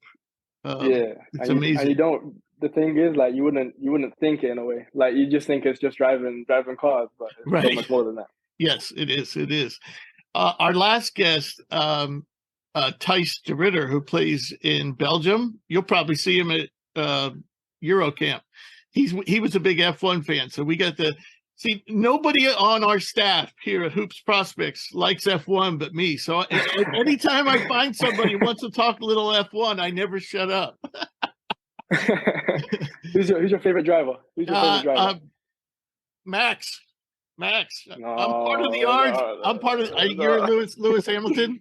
Yeah. Well, you have to be. It's either him or Lando if you're in England. If you're English, exactly. I don't think there are any Italian drivers right now. I think the closest would be Charles Leclerc. But he's in between. He's in between France and Italy. What's the country he's from? It's a little country in between the two. Monaco. No, Monaco, right? Yeah. No, Monaco's where the race is this week, but I think he is. I think he is from Monaco, though. I'm not anyway, he speaks French, English, and Italian. So, wow. And he races for Ferrari, the Italian team. But yeah, so there's 3 English drivers. There's also George Russell. George Russell. So you could be a fan of any of those guys. All right. So Quinn, I'm going to let you go. I know it's late there. It was great talking to you. And we'll stay in touch. And for sure. Will you come back in the future? Yeah, definitely. 100%. It's been great. Thank you for having me. All right, buddy. I wish you luck at Eurocamp, and we'll talk to you down the road. And I'll definitely stay in touch, see how you do at Eurocamp. For sure. Thank you very much. Thanks. All right. Thank you. Thanks for the time. Thank you. Bye-bye. Bye-bye. So with our college notebook, NBA draft withdrawals. These are guys who had declared and just have pulled out recently. Jake, do you know of anybody added to this list today? We updated it yesterday. Well, while you're checking on that, because there was one guy, I forget who it was, but there was one additional guy that pulled out. Okay. If you can figure that out, I'll just read down the list and see if anybody has any comments. Norchad Omier and Nigel Pack are coming back to Miami. PJ Hall's coming back to Clemson. NC State, Casey Morrell is pulling out. Tulu Smith returning to Mississippi State. Trayvon Mark will play for Arkansas. He played for Houston last year, but transferred to Arkansas. Michi Johnson will be returning to South Carolina. Tyson Hunter will be returning to Texas. Kevin McClure will be returning to Kansas. And Zurich Phelps will be returning to SMU, though I don't really think he was in the draft to begin with. This was interesting. He put out some kind of like Twitter message or whatever, that he was going into the draft. And but when the NBA's list came out, he wasn't on it. So what do you do? What do you do as a reporter like myself? You contact SMU's SID. Is Zurich Phelps in the simple question? Is Zurich Phelps in the draft or isn't he? No answer. certain schools, I could say, could you please answer this email because I'm on fire right now. But if you answer the email, fire extinguishers will come on and put out the fire. I don't get it. I don't get it. I mean, this is a question that you think a school would want to clarify for reporters. But, Yeah. If you're not doing that as an SID, what the hell are you doing? So I have 3 updates for you. So obviously we talked about Omax. He's staying in the draft. That came out today. Who? Frankie. Oh, right. Olivier Maxence Prosper. Right. Frankie Collins from Arizona State is withdrawing and coming back to school. And pretty big news in the Mountain West. Colorado State's Isaiah Stevens is coming back to school. Oh, nice. Yeah. Nice. Yeah. He tested out really well and played really, really poorly at the G League Elite Camp. So any comments about these guys coming back? The only thing I could say is I'm glad they're all coming back. I think they all should come back. Yeah, 100%. Especially Tyrese Hunter of Texas. I want to see him take on a bigger role offensively. Now that Marcus Carr is gone, is going to eat up a bunch of shots. Now you are going to have Max Asmus that's pulling a lot of deep shots. Right, but I think he's going to play. I think he's going to be the shooting guard. Yeah, so good to see Tyrese Hunter probably going to play on the ball a little bit more. And they're going to Texas is going to need him. He's going to have a big role on the. Not only is this a need for him to play on the ball, but I mean, just in terms of the guys they've lost, he's going to need to play a lot, and is going to have the potential to show a lot. And I think you're right. I think the reason why he played poorly last year is because he's not a shooting guard; he's a point guard. Yeah, and Marcus Carr just had the ball in his hands so much, and would play hero ball at times. It would force. That he wouldn't get the touches that he wanted. I like that Kevin McCullough's coming back. Kansas is going to be dominant next year. Now people are splitting hairs with Kansas and Duke as the number 1 team in America. And I like that Tremont Marks is coming back. I thought that he would. This isn't surprising to me. Yeah, since he transferred, They're really going to need – he's another guy that I think is going to benefit from an increased role because, yes, his defense is, of course, needed in Musselman's system, but – they're going to need him to shoot, and they're going to need him to score, too. And he's not going to be behind Jarrett Walker and Marcus Sasser. And Jamal Shed played big for them when he had to.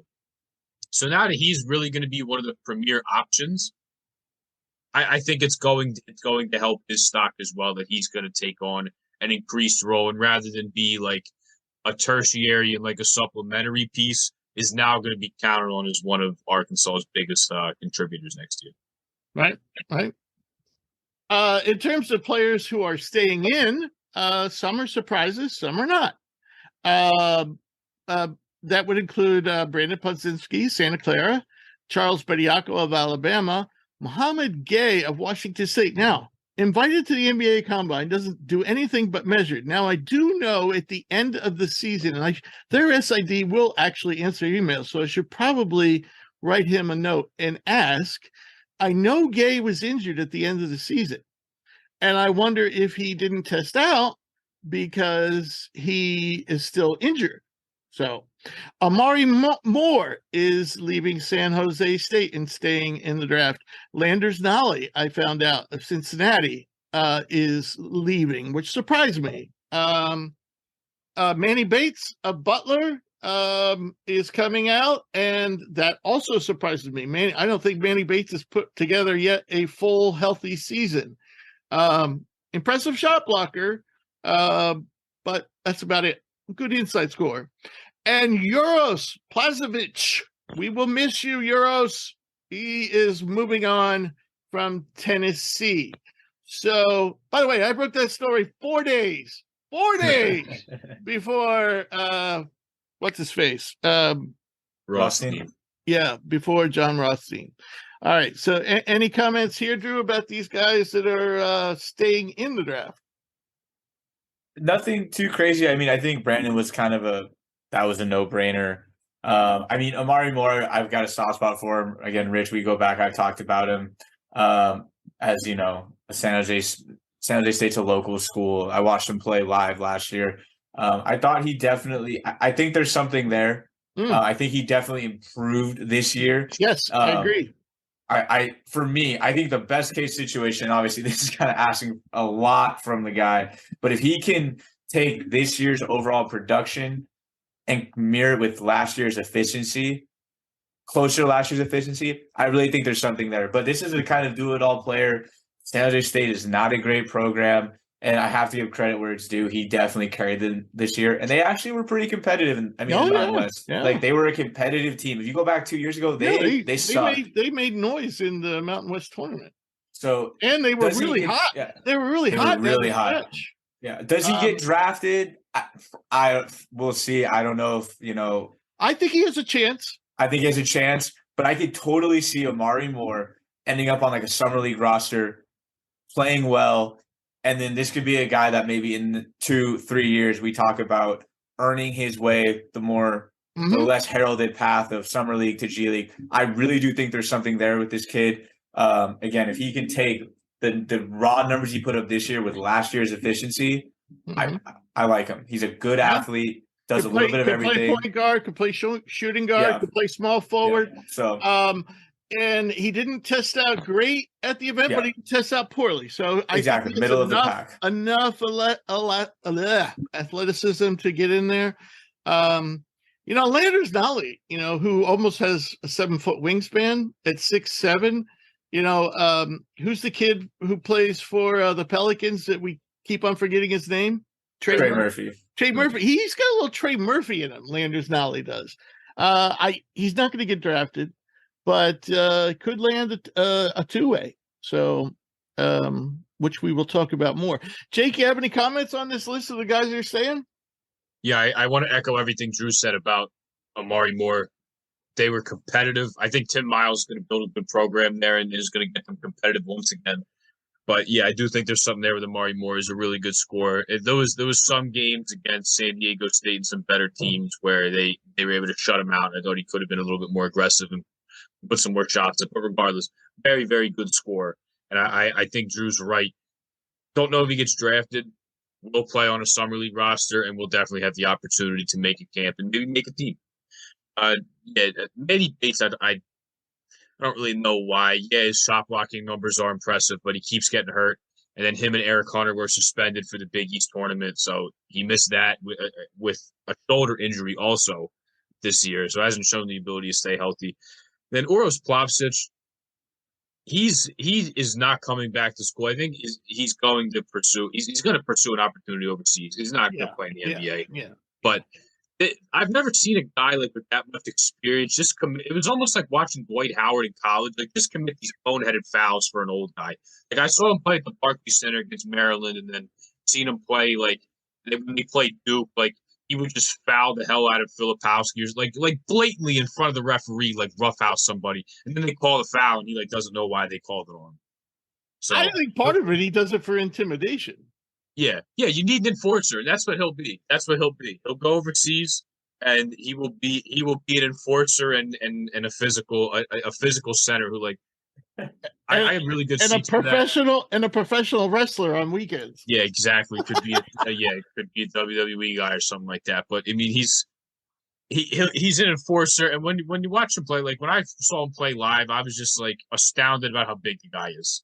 He'll go overseas and he'll play a role, but just doesn't have the skill level to play in the NBA. But I guess he's done with college, wants to go make some money overseas. Yep. And he's not making any NIL right now because he's not American. So, all right. So one thing, we're always talking about who should return and who should not. Now, of course, a lot of these NIL deals are, 200,000, 300,000, 600,000. So, I mean, it's not like these guys are poor, but the NBA seems to be doing it. It's always kind of done what it can to keep people in the G League and not from playing internationally. And that effort continues, but now they're also finding themselves competing with NIL.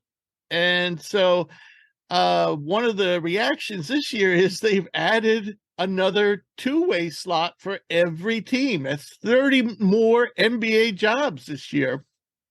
And I don't know if Booney, where did Booney say he was going to put his notes in here, but I don't see them.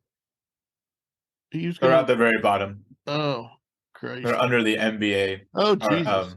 Yeah, well, I guess we'll talk. We're going long today, so we won't. I'm not going to try to read his notes right now, and we've got a lot to cover yet. But yeah, basically, you can make really decent money, or at least I think you'll compete with NIL deals with those two-way contracts, and now there's 30 more of them this year. Also, there's more guaranteed money coming up for second-round picks. I don't know if that starts this year or next year, but there's going to be more guaranteed money for second-round picks. And, of course, you have the Exhibit 10 contracts, which I always have thought are basically don't go to Europe contracts because they really guarantee very little. And a lot of guys will get signed to like an Exhibit 10 like the night of the draft, and or the day after the draft, and then come training camp they'll be cut. So they didn't get a chance to hook on with a European team because they thought they had an Exhibit 10 deal. And then, it doesn't happen that often. Usually the teams honor their Exhibit 10s, but they don't have to. So there you go. So transfer portal. We need a transfer portal theme song along with our St. John's theme song. I don't think we have anything about St. John's this week. So the latest developments, Tyler Burton, who was at G League Elite Camp and as far as I know still hasn't withdrawn from the draft, enters the portal. Now, consider, again, we're in this gray area here, or maybe not so gray area, where the deadline to get into the portal has passed for your free waiver. So you can't just, if you enter the portal now, in order to get on your team, you're going to have to take some extra steps. But I guess it was, who was telling us, one of our guests, DeCourcy, I think, was telling us that right now teams really, the NCAA, nobody really wants to fight the waiver process, but you do at least have to file some more paperwork. But he said basically they pretty much are just let anybody do whatever they want. So Olivia Kamwa, who's still in the draft as far as I know, is going to visit West Virginia in, let's see, when is that? Tomorrow? Mm-hmm. Tomorrow. And Michigan a few days later. And Damian Collins made up his mind, and he's going to LSU. Of course, Damian Collins was on the show last summer, and we thought he'd have big season this year, but Kentucky, you never know if you're going to play or not. So, and plus he had the death of his father, I believe, or grandfather. Father or grandfather. Someone close to him died in his family, which interrupted the season. So, what do you guys make of these guys? Similar guys. They're kind of like active bigs with potential to stretch the floor. Of course, Burton is the most proven. Any comments here? Yeah, that Tyler Burton list might be Jonathan Pierre level as far as guys like whoever has spots open to get to see a guy of his caliber come in this late. That list is going to be long. Mm. I know we've talked at length about how much I like his game and how we would like to see him move on to the next level. And we wanted to see him, even if he did well at G League Elite Camp, go play in college somewhere, use your extra year, go play at a higher level where we think that you can. And that way, we can actually see what he's got. So, yeah, excited to see where he ends up. I'm sure a lot of Big East teams are going to be looking at him.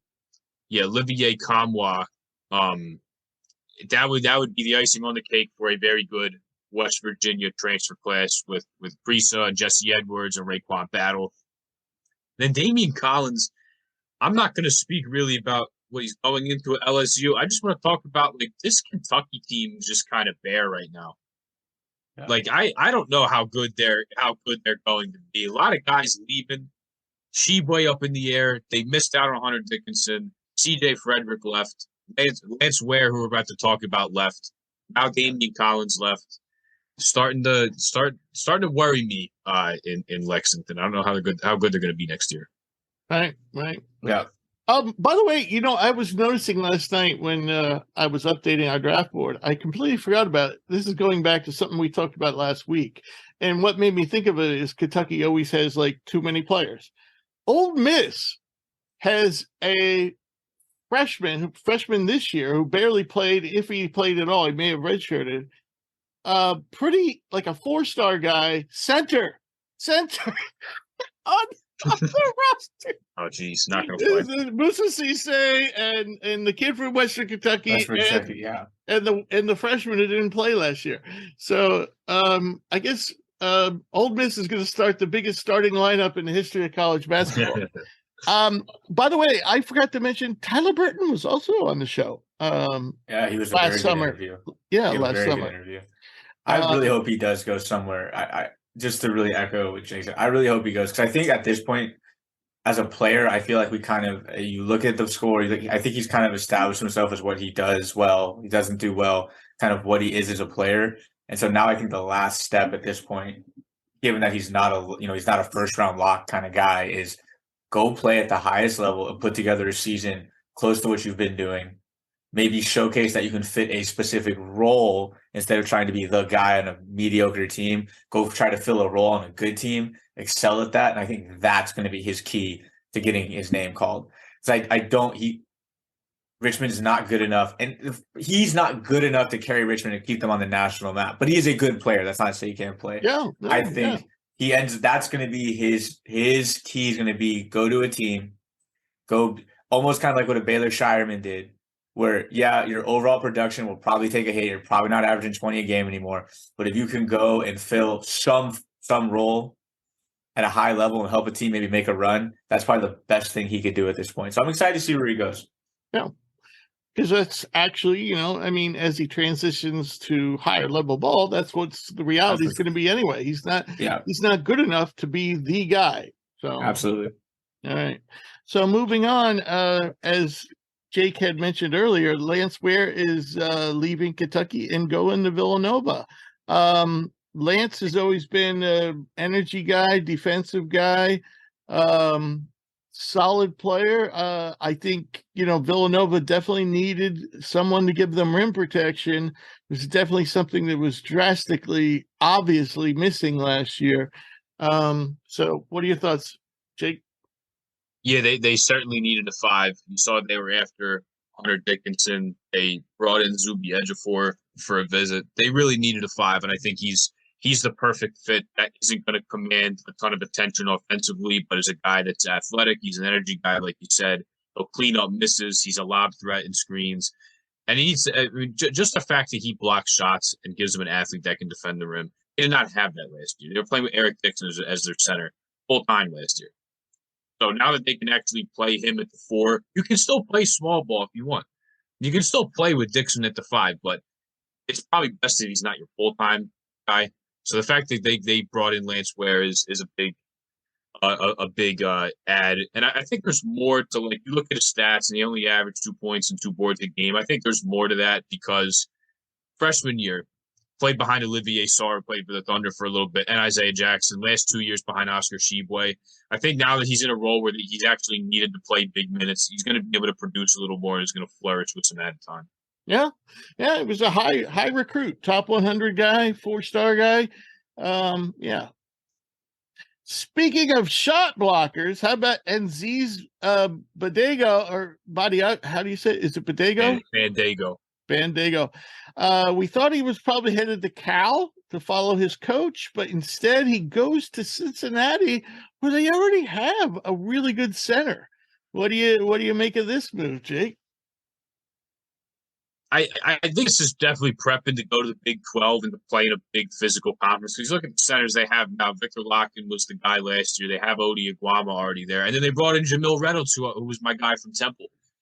I don't know if they're going to get a waiver. The way that you talk about it with your conversation with the Corsi, it sounds like the waiver process isn't a thing. And I think when you look at Aziz Bandaogo and Jamil Reynolds, who why would they need a waiver for him? 2-time transfer. He did a year at Utah Valley after coming from Akron, where he played on that team that lost to UCLA. I forgot he played at Akron. And then you look at Jamil Reynolds, 2 years ago at UCF, does a year at Temple, but they both had coaching changes. So I do think that they will get waivers, but again, that's up to the NCAA. But if that's the case, very good group of big guys. You're going to have to figure out how you're going to play them together, rotate the minutes, but that's certainly a front line that will compete shot blocking wise, physicality, size wise with what you're going to see in the Big 12. Is there any chance they're thinking about playing Bandaogo at the 4? I mean, he is on the slender side, and he does have, more athleticism than your typical shot blocker. I know they have some nice forwards. Like they have CJ Frederick. They brought in Simas Lukosius, who I really like. But I don't know what they're going to do guard wise. They might be forced to play bigger a little bit. Frederick's a wing. I mean, he's yeah. Well, I'm saying like lead guard wise, they ever coming in, but maybe out of like just what's on the roster, they might be forced to play a little bit bigger because they have some forwards, they have size, obviously. But maybe out of necessity, they're forced to play with some. It really bugs the crap out of me, whether it's at the pro level or at the college level, where they collect too many players who play the same position. And Miami Heat are running into this issue right now. I think they have 4 centers on their roster, but all their guards are hurt, and so they don't have anybody to play guard now because they got people like Yurtseven in sitting on the bench. Anyway, that's a little mini rant. All right, so moving on. Keyshawn Johnson's leaving San Diego State. Not exactly sure why. He also put his name in the draft, and I think it's still there. But he's moving on to Arizona. He's an athletic forward, kind of known for his spectacular athleticism plays, not much of a shooter. Why is he leaving San Diego State? It's certainly a wanted addition for Arizona, but yeah, I don't know why he's leaving. I don't I have no idea why he's leaving because he'd still be able to start. Jadon Ledee came on last year, and his name is in the draft, and I don't believe he's taken his name out just yet. But this would still, as a 5th-year player, now both of them would be 5th years, but yeah, it would be Keyshawn. It'd still be Keyshawn Johnson's job to lose, and not to mention you have Nathan Mensah that's moving on. Potentially, you play Ledee and Keyshawn Johnson together. So I don't really know why this is, especially if Tubelis. What if he comes back? He's probably not starting on this team with Ballo and Tubelis. They'll just run it back with the guys they have. Pelle Larsen's back. Yeah, so if Tubelis goes back, Arizona has the front line, and they're all going to play heavy minutes. Right. So I'm confused. It gives them some depth, and it gives them a tough physical athlete who's a really good rebounder. But I feel like there was other places where he could have played more, including just staying put at San Diego State. I don't get why he left. This one made no sense to me. Yeah. I mean, even still, if he would have went to USC, like he still would have had to play behind Iwuchukwu and still would have had to play behind other guys. Like I'm not really sure why he left. I bet it's maybe NIL. I mean, especially given that a good portion of the team that was the runner-up in the national championship game is going to be able to return. I mean, obviously they're losing Matt Bradley and Mensah, who I suppose you could make the argument were 2 of their 3 best players. I just feel like he's leaving a situation that's perfect for him. Yeah, this is the type of team he needs to be on. He's not a skilled offensive player, so he's going to get a lot of his buckets through hard-nosed defensive plays, offensive rebounding, rim running. He cannot shoot. He's not a shooter, in my opinion. He cannot shoot. This is what I want to ask, and I wish I could know, like, was there an NIL deal? Like, was there money that was put out on the table? Because Pelle Larsen is back. From what we saw at the combine, it wouldn't shock any of us that Tubelis comes back. We know Ballo is there. So I'm just saying, so on paper, you're the 3rd forward big, really? Is that, I don't know. For a team that helped develop you, you fit perfectly. Like Jay said, it's your job to lose. You made the national. Like, what more do you want to leave? At least with Nembhard, we were surprised when he left, but maybe now looking like, maybe it's because all these guys are in the draft and may not be coming back, and he doesn't want to get stuck with a team that's not as talented. But Keyshawn Johnson, why? I don't know. This one kind of disappoints me personally. Yeah. Well, he visited Kentucky, Arizona, and USC. Yeah, somebody was dangling money in front of him, I bet. Totally.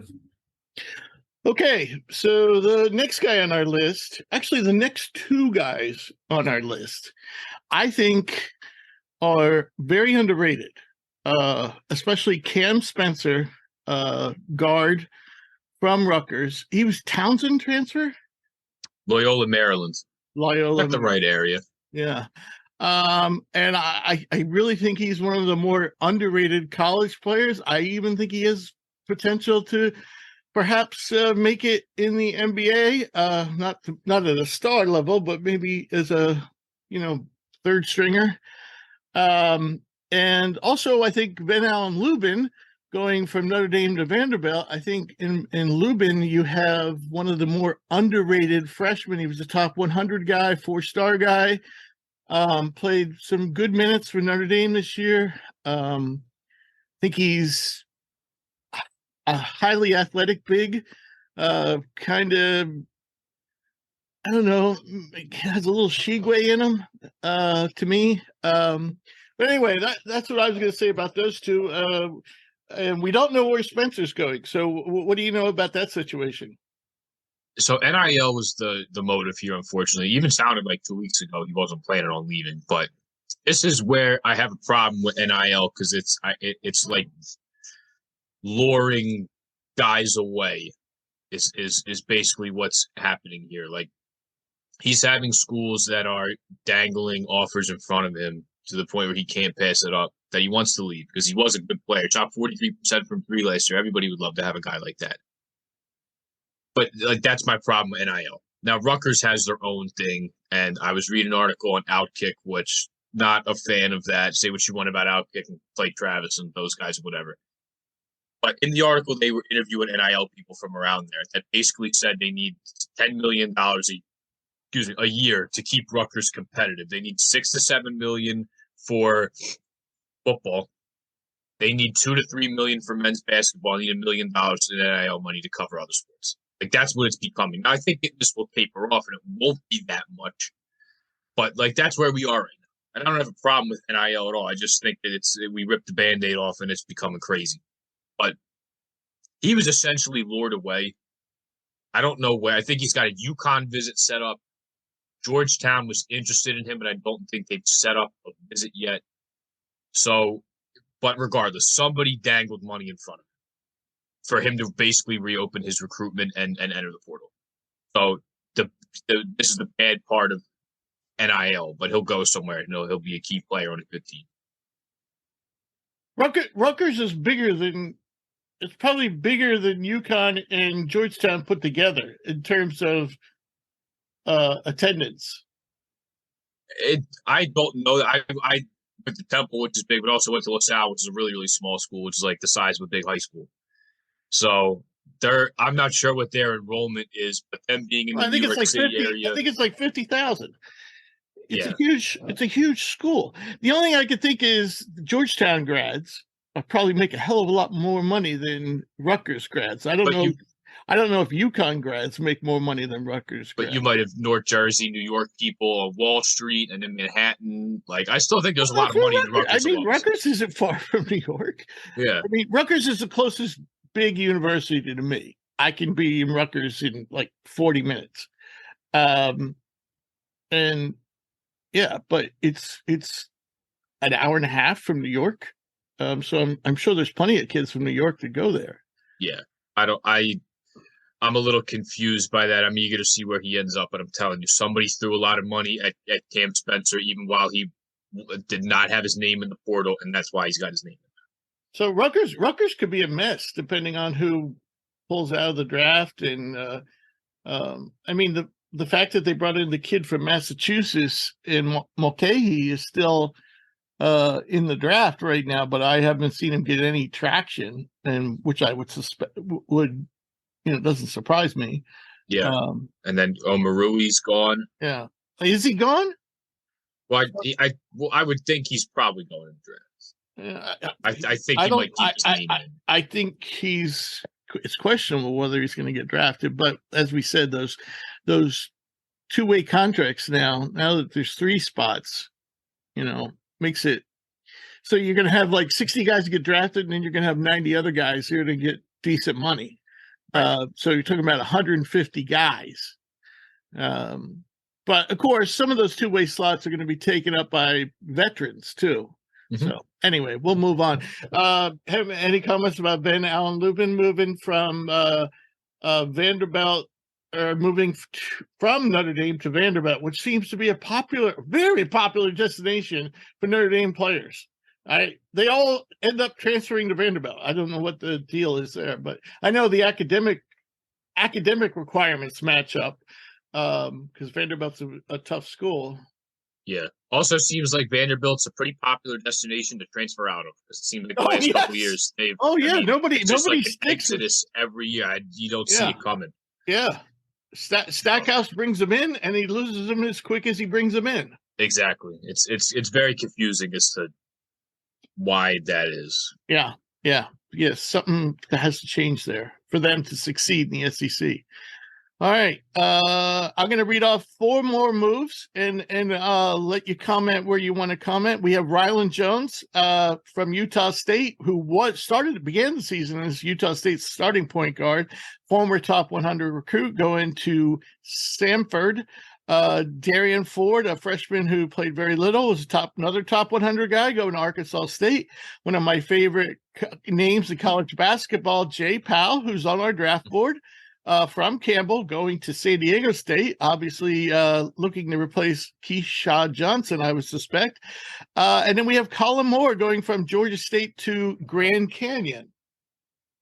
Yeah, so a couple interesting ones here. Darian Ford's a really good get for Arkansas State. Didn't play a lot. Obviously, had to play behind a ton of transfers and then play behind some really good freshmen. And even a guy like Joseph Pinion, who's a local guy, was getting minutes over him. There just wasn't space for him. Yeah, they had too many. Yeah, way too many guys. So he's going to go to Arkansas State, play for Brian Hodgson, who took over from Alabama. I like the Jay Powell pickup for San Diego State, and the mid-major guy to come in there who can block shots, can score, and fill that rebounding void that Keyshawn Johnson leaves. Mm-hmm. And then with Colin Moore, I think there's a bigger picture thing with Grand Canyon. The last couple of years, they've done a good job of bringing in transfers. They got Rayshawn Harrison last year. The year before, they got Tayshaun Cherry and Holland Woods from Arizona State. They bring in Colin Moore, who missed a bunch of games with a thumb injury, but comes in over 2 steals, over 14 points for Georgia State. Also brought in Tyon Grant Foster, who is a very low-risk, high-reward pickup for the WAC. Loke War from Oregon. And then Malcolm Flaggs and Duke Brennan from Arizona State, and Sidney Curry from Louisville. So they bring in some high-major guys that, although they didn't play much at that level, I think could produce for the WAC. Mm-hmm. They have some size. They still have Devon Blackshear. They still have Rayshawn Harrison if he decides to come back. And that backcourt wasn't able to play together last year because of Blackshear being hurt. And it's, I mean, they're going to have a lot of talent at guard. Yeah, they're going to have a lot of talent, and they're going to have some size too. I believe Gabe McLaughlin's got another year. So you look at the talent they brought in. Curry's probably pushing 350 pounds. Yeah, they got, and then Luke Ward's a big guy too. So they got size, they got guards. But you look at the WAC in its totality.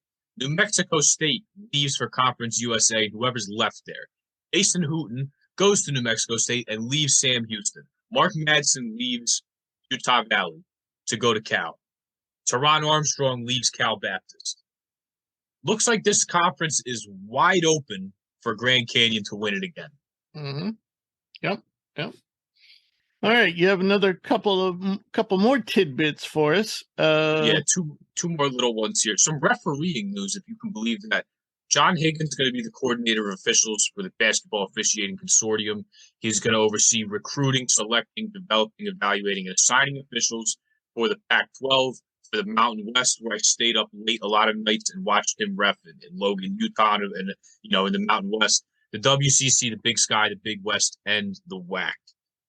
Really experienced official. There's a really good story on him where he filled in an AAU tournament in his hometown and got heckled like crazy by these AAU coaches. It's a really, really interesting story. And every time somebody has a problem and says, I'm going to report you to the director, he goes, go ahead, tell him Higgins sent you. Because, I mean, the dude's ref multiple Final Fours and was getting heckled. But certainly, like...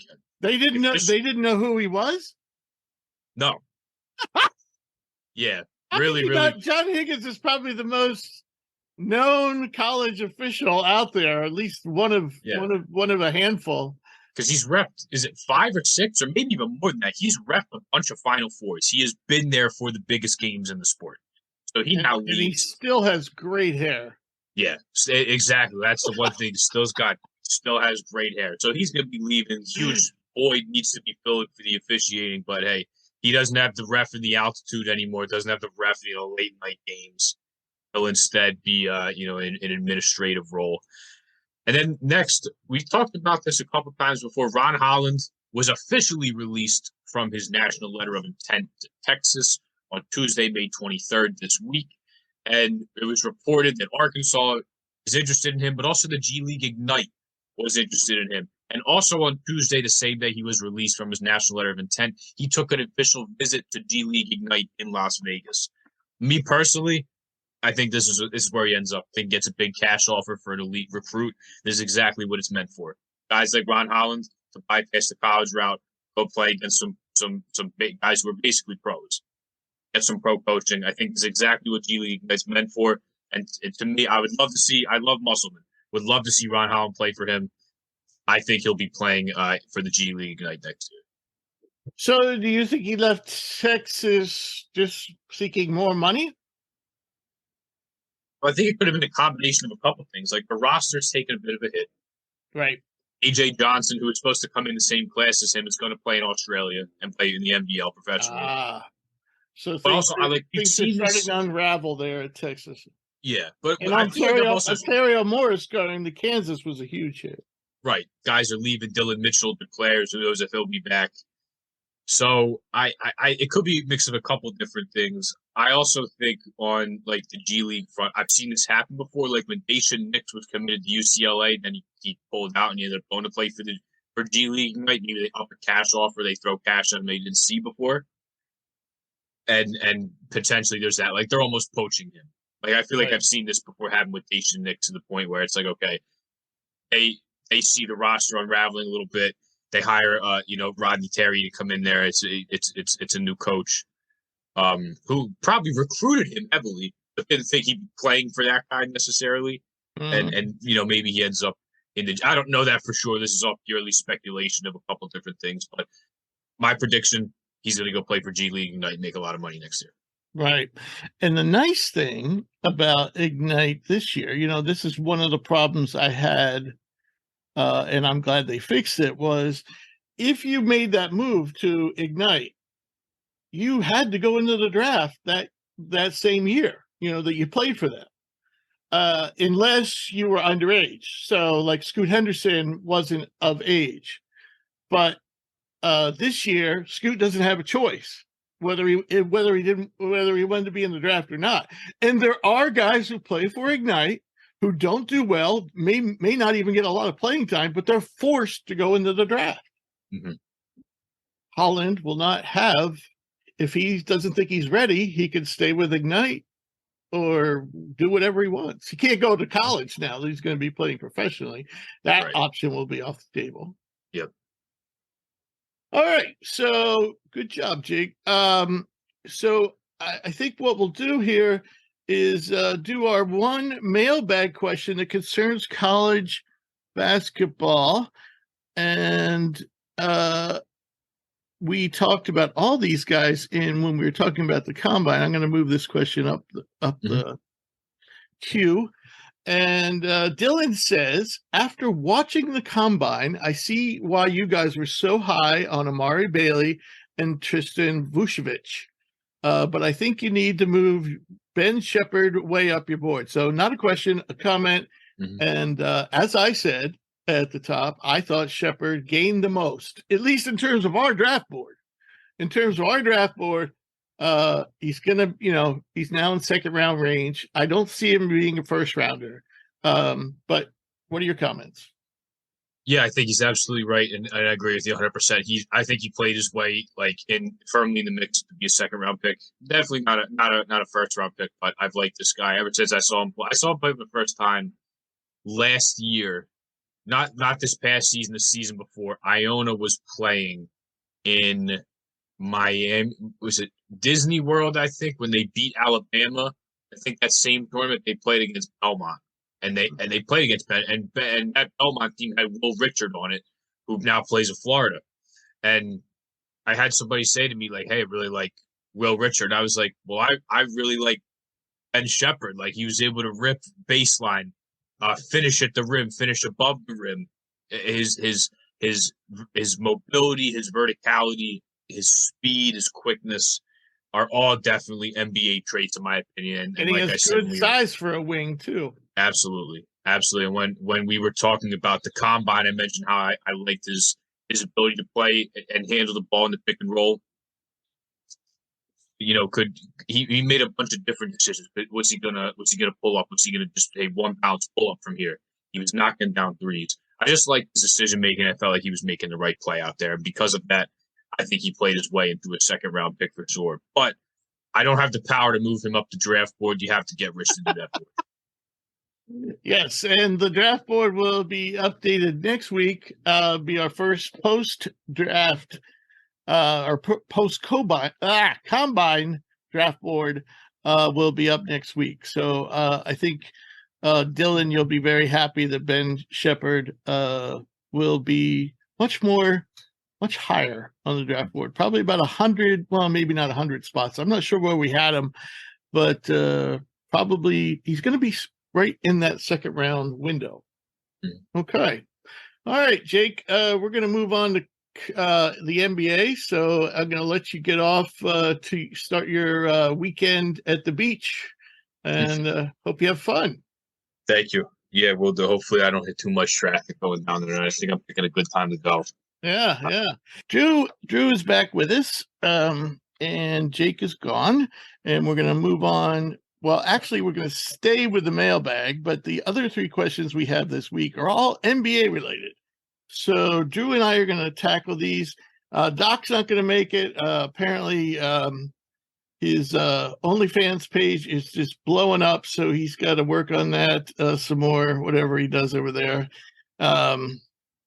So, yeah. So, second question. Interesting question. Chris says, I hear if Joel Embiid asks for a trade, the Knicks will be first in line. If that happens, what should the Sixers look to get in return? So in preparation with this, I actually looked, and it seems to me the Knicks have a bunch of draft picks. So in 2023, three. They have 3. They have Washington's, which is top 14 protected, right. Detroit's, which is top 18, and Dallas, which is top 10. Right. 2024, they have their own, and then they have 3 or 4 second rounders. 2025 is the big year. 2025, they have, I think, 4 first rounders. Well, only if those picks aren't settled from the year before. Yes. Yeah. Oh, yes. Yes. I believe they're not settled from earlier. Okay. But that could be. All right. So yeah. All right. So they do have some extra picks in addition to their own. So let's look at this trade. First of all, Rudy Gobert. You want to run quickly over to? I mean, I think that's what we have to use for comparison. Though we often refer to that. Many of us refer to it as the worst trade of all time. So maybe they don't get a Rudy Gobert type haul. But then again, I mean, there's really. I mean, you would think that. I don't know. I'm going to let you talk because I would think, Rudy Gobert has to be, Joel Embiid has to be considered better than Rudy Gobert, despite Absolutely. Joel Embiid's failings that we discussed at length last week. Absolutely. I mean, so this trade, I don't know how. So we talked before we got on the air for this, Rich, about what the Jazz got for Gobert. And for a quick just rundown, the Jazz received Malik Beasley, Patrick Beverley, Leandro Bolmaro, Walker, the 22 pick in the 2022 draft, which was Walker Kessler, Jared Vanderbilt, 2023 first, 2025 first, a 2026 pick swap, a 2027 first, and a 2029 first. So when you look at that, all of that for just Gobert. Now, all of those players, I believe, outside of Kessler were moved for other deals and whatnot. I don't see a situation where the Knicks can put a package like that together because, okay, I don't know if they have the pick ammunition, and then you have to look at players and whatnot. Even if the Knicks make a trade for him, you're probably going to have to give up some combination of Julius Randle, RJ Barrett, Obi Toppin. And do you think Jalen Brunson and Joel Embiid, with the removal of a lot of their depth and key pieces, are now a contender? Because we saw James Harden and Joel Embiid not be a contender. So do you just think basically swapping Embiid, removing a bunch of key pieces? I just don't see how this would necessarily make the Knicks overall better. I mean, yeah, sure, it sounds great. You're adding the reigning MVP, a 2-time scoring champ, but Joel Embiid is now establishing himself, and we have a precedent to not really be a clutch playoff performer. You always have to concern yourself with injuries and whatnot. Maybe that comes with the territory. And I look at what the Knicks would have to likely give up. They'd have to give up at least a couple of those first-round picks and probably 3 legitimate role players. Even if you're not a big Julius Randle fan, the guy is still somewhat productive. He's been an All-NBA guy. He's been an All-Star. RJ. I just don't know how the Knicks would swing this. If this was the Thunder, then I go, they're just going to throw 8 first-round picks at him and maybe a couple of rotation guys and go, time to restart the process. But I don't think the Knicks have enough either way. Let me ask you this. What would you think of Quickly, Randall, Mitchell Robinson, or Isaiah Hartenstein? Doesn't matter to me. Yeah. 3 players. I would assume that would probably match about in salary. I can actually. Who did you say? Quickly, and Randall. And either Hartenstein or Mitchell Robinson, whoever would match in salary. So it probably has to be Mitchell Robinson because I know he signed, and Quickly. Yeah, it would be close. So those 3 combined would be about $43 million. Okay, so that's probably about what he makes. And Embiid's at 34, I think. So you might have to throw in one more Sixer. Right. To really make you might have to throw like a Melton or something like that to make No. He's not going. He's not going anywhere. I'm doing this from the Sixers' vantage point.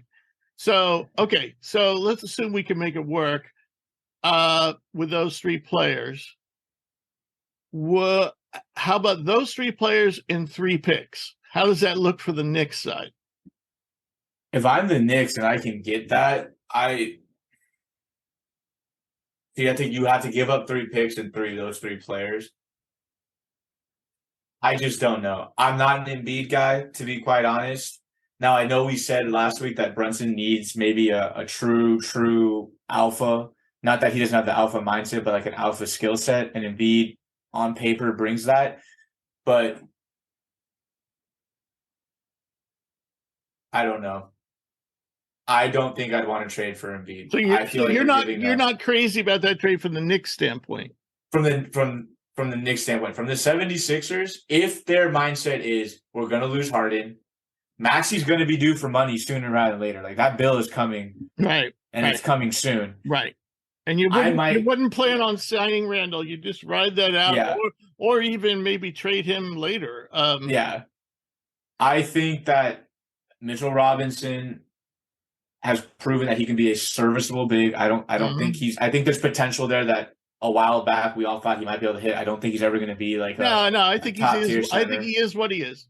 But he's serviceable. He had moments and flashes. Randall, I think at this point is a solid bridge the gap kind of guy. Like I think he very clearly can be. He really should be a number 3, but if he needs to be in like masquerade as a number 2 and you're like all in on Maxey, maybe developing and becoming more and more of an alpha, Randall gives him enough fire, like enough power, star power where he's not completely left to dry.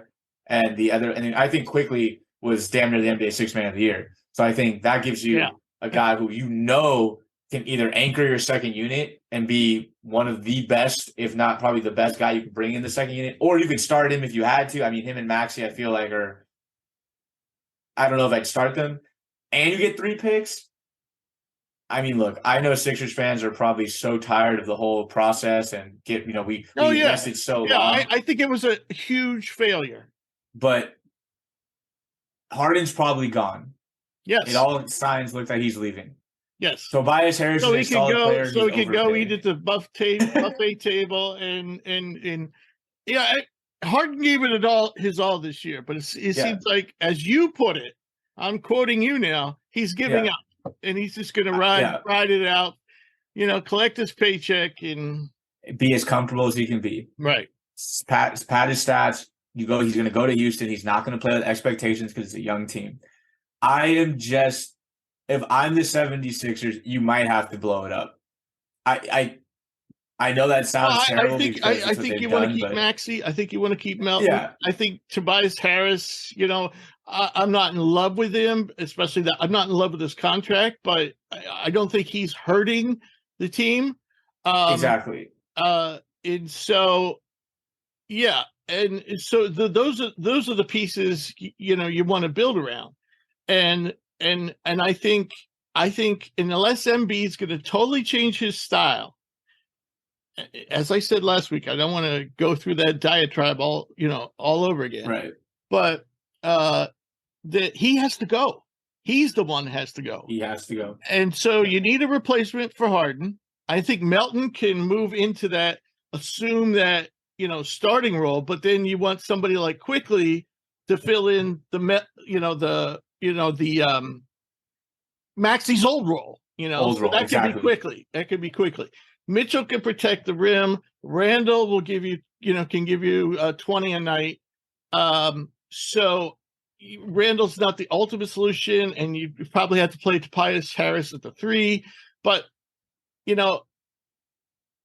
I think from a Sixers fans' point of view, I think it would work, especially the 3. But what's really exciting about the deal, beside Quickly, is the 3 picks. And I would make the argument, compared to the Rudy Gobert trade, the Knicks are getting a bargain. But 100%. But would you agree with me that as a Sixers fan, or from the Sixers' point of view, that that would be not a bad deal at all? Yeah, because it doesn't make you uncompetitive. You're still getting a 20-point per. I mean, I think Randall averaged like 24 a game this year. Yeah, he made all NBA. He made all NBA. Yeah. So you're getting now. The scary thing with Randall is you go, okay, he's got 4 years. Now his contract isn't egregious. He's making about 23.5. Now I'm sure that will grow. Like it's it's on the back end. It'll get to probably 25, maybe even 26, 7. But like, okay, I'm getting 23.5 million for an all NBA guy who I think has made 2 all NBA teams in the last couple of seasons, if I'm not mistaken. 2 out of the last 3. 3. And of course, those same years he disappeared in the playoffs. Exactly. So you get that. Again, you get a Mitchell Robinson. I'm not saying Mitchell Robinson's Joel Embiid, people. But is he a serviceable big who will rebound, block shots, can finish at the rim? Absolutely. And then you get, like I said, Quickly I think would actually be a great piece because and Maxey both have 2 years left, or I think will have 1 year left. They're both making around $2.5 million. Maybe that's your backcourt of the future. Right. You get those 3 picks and you go, okay, I have Maxey. And I want Melton. I love Melton coming off the bench, Exactly. So you go, okay, Quickly, Maxey, those are my 2 backcourt of the future, whether we start them together, maybe we play a staggered situation, whatever it is. Those are 2 guys who have proven that they belong in the league and probably are due for a bigger role. I think both of them are ready to take the next step. It's just they're playing behind Brunson and Randall in Quickly's situation in terms of like the hierarchy. And then obviously Tyrese was playing behind Joel and Harden. So those are 2 guys who I think could take a step. And what you do, too, I wouldn't want the Knicks picks. I would want those other crap teams picks. Washington, Dallas, and who was the other one? Was Portland one of them? No, they're giving their pick to Portland. Detroit. Right. I want those picks. Give me like 2, even two of those. No. I want to get, if Utah can get 5 first-round picks plus a pick swap for Rudy Gobert, I'm getting at least 3 picks. The only thing that scares me about that trade, and I agree on paper, but it's like, I wonder if the whole league is going to look and go, okay, we all collectively agree that was dumb as hell, right? And maybe so I'm taking less. I'm taking 3 picks less instead of 5. That's fair. Instead of 5, because I mean, if you were to Washington, because the pick swap between Utah and Minnesota actually probably isn't going to be a big deal. Actually, it's not going to be a big deal. So the pick swap will throw that out. I'll give you so maybe you get a little better player out of it, maybe.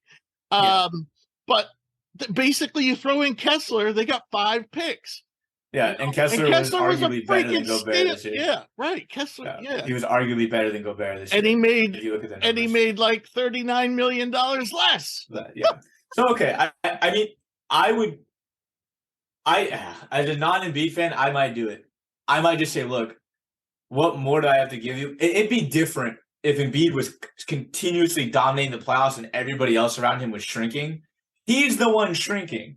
That's the problem. If Embiid averaged 35 and 15 a game in the playoffs, he doesn't necessarily shrink. His style of play doesn't work in the playoffs. But like that is like the greats find a way to adapt, whether they know it's after one game. Embiid should be like, okay, you know what, that didn't work.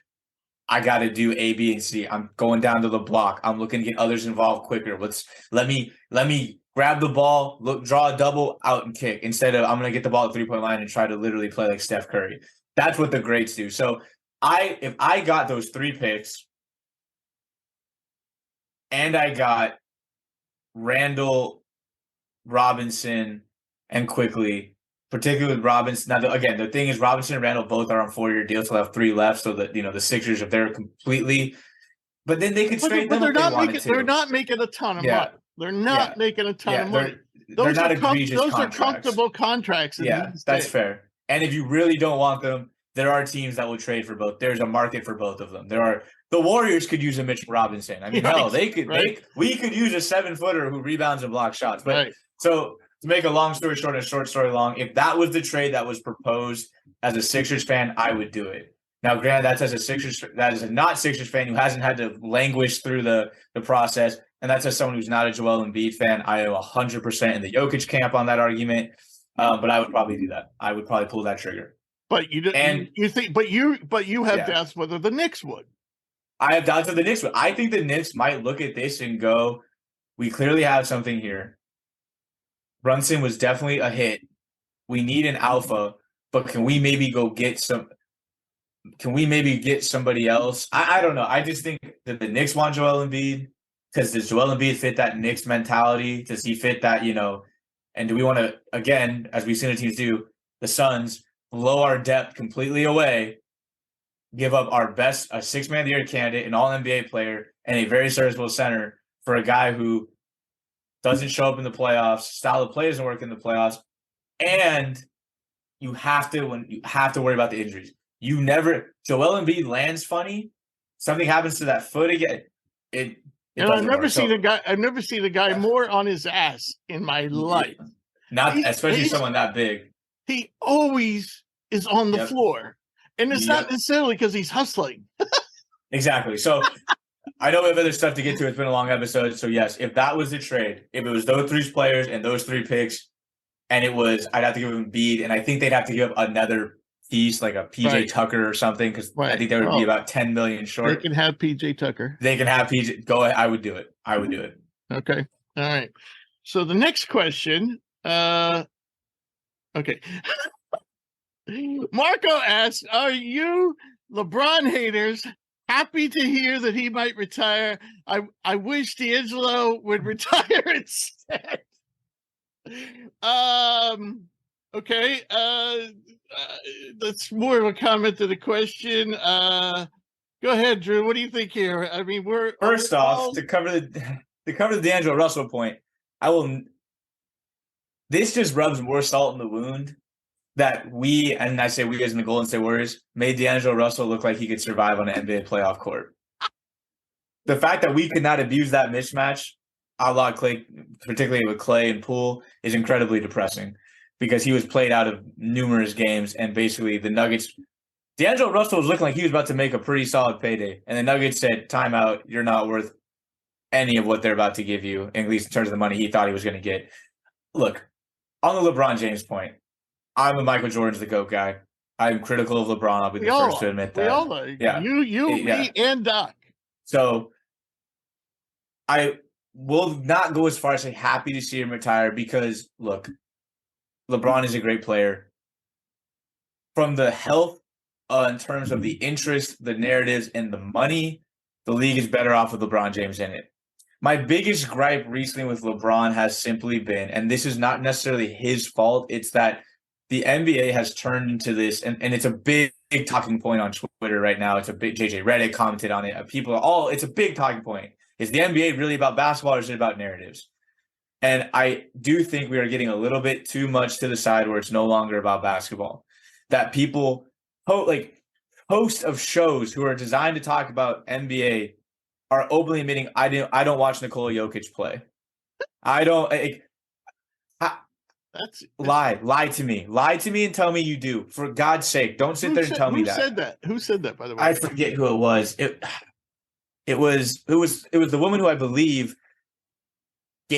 was presenting the Western Conference Finals trophy, if I'm not mistaken. Earlier on his show, I'd made a comment saying, like, I need to apologize to Nuggets Nation and Nikola Jokic. I wasn't familiar with your game. And I'm like, he won the last 2 MVPs and was the runner-up this year. I mean, can you imagine someone saying, I'm a big college basketball fan. Oh, what do you think about Drew Timme? I don't know who that is. You'd be like, oh, what about Trace Jackson? This is worse. This is the NBA. This is worse. But, like, think about that. Like, if someone was like, I love college basketball. Who's Trace? Oh, what about Trace Jackson Davis? What do you think about him? People all over the world know who Jokic is. They don't. And so, I mean, it's less about me like being happy. It's just I just want people to kind of have that focus shift back and fix that. Where it's like, if LeBron wants to keep playing and he clearly can still play, keep playing. But as a league and as a fan base, we need to be better. We're too much into the drama, the stuff that they used to make fun of. What was the cartoon show that was so funny? Oh, Game of Zones. So you're saying there's too much Game of Zones? It's too much I agree. Or the Kwame Brown stuff yesterday, which I don't know if you heard. Shannon Sharp and Kwame Brown going at it. Like, yeah, but by the way, that was so racist and everything else. I mean, that guy. Kwame Brown comes out of the woodworks every couple months just to remind us he's still around, I guess. I don't know. He was one of the biggest busts in the history of the NBA. I don't know. It just sucks because you just, if good basketball is on display, and that's what the Nuggets are playing, they're playing like the best team in basketball. They haven't lost at home in the playoffs. Like, and we're sitting here talking about the Lakers, and right. I see what you're saying. Why is it still like they lost? And and I will say this: one thing about LeBron is you can make the argument it's masterful manipulation on his part, but now they're saying he's going to be back. But for instance, they go, I need to evaluate, and I need to. It's like, dude, you got swept. You're LeBron James. Isn't that typical of LeBron, though? I mean, doesn't he always? That's what I'm saying. He subtly always draws the attention to himself. Even when football games are going on, he tweets out knowing that people are going to, show his tweet during an NFL game. I mean, he does it so subtly. Everything this man does is calculated. 100%. He's too smart. He's got too many people behind him, and he's too smart. And it's like, again, that's where it's like, I get it's hard for me because it's like, do I pin that on LeBron, or do I pin it on the media people who just eat up everything he does? Like that's I don't know. I think it's one feeds the other. No, that's what I'm saying. It's like we give LeBron, like, we're hating on LeBron, but it's if also it wasn't LeBron, it would be something else, I think. No, for sure. But it's just, I don't know. The NBA, I just wish was a little bit more about basketball. Like, no, I agree. We should be talking about the Celtics. Why is Kwame Brown, having this nonsensical, hate-filled rant in his car? Why do people even listen to that? Yeah. I don't know. If LeBron's going to be back. His ass is not retiring. Anyone who thinks that LeBron is retiring after getting swept is an idiot and doesn't know anything about LeBron or the league. Right. He will be back. Right. And I think this has all been calculated. All to draw attention to LeBron. Because what are we not talking about? The fact that they got swept. Or in this case, where Marco even brings it up, that D'Angelo Russell can't play basketball. And two teams have basically not wanted to use him in the playoffs. He's their starting point guard, averaging 17 points a game during the regular season. But when it comes to the playoffs, D'Angelo Russell sits on the bench. Yeah. Here's another thing I'm going to say about LeBron. It's time for him to really seriously think about it, because nobody looks more human than him right now. Nobody should be scared of LeBron James right now. I don't think anybody is. I think we saw it in that last game. I know people are going to look at the final box score, 40-10-9, I think it was, or 40-12-9. Nobody's going to look at the fact that when it mattered most, he scored 3 points in the fourth quarter. He scored 6 in the third. He scored 21 of those 40, over half came in the first quarter. Great overall performance. You can't take away it. I get it. If he doesn't do that, they probably get blown out and they needed everything they could get. But it's like when it mattered most, when it was winning time, he had 3 points in a quarter. So he's not the same player, and that's not his fault. He's 38. He's just a good player right now. Yeah. And a good player who can't really shoot very well. Which is a dangerous thing in today's NBA. Right. And you can't rely on him to give you 40 minutes, and you can't rely on him to give you 70 games. Absolutely. All right. So can we get this last one in? Yeah, this should be quick. Okay, so Nick says, listen to what you guys said last week, or said about Ja last week, and you're just guessing what his issues are, something I wouldn't do. He puts in parentheses, but he needs help for sure.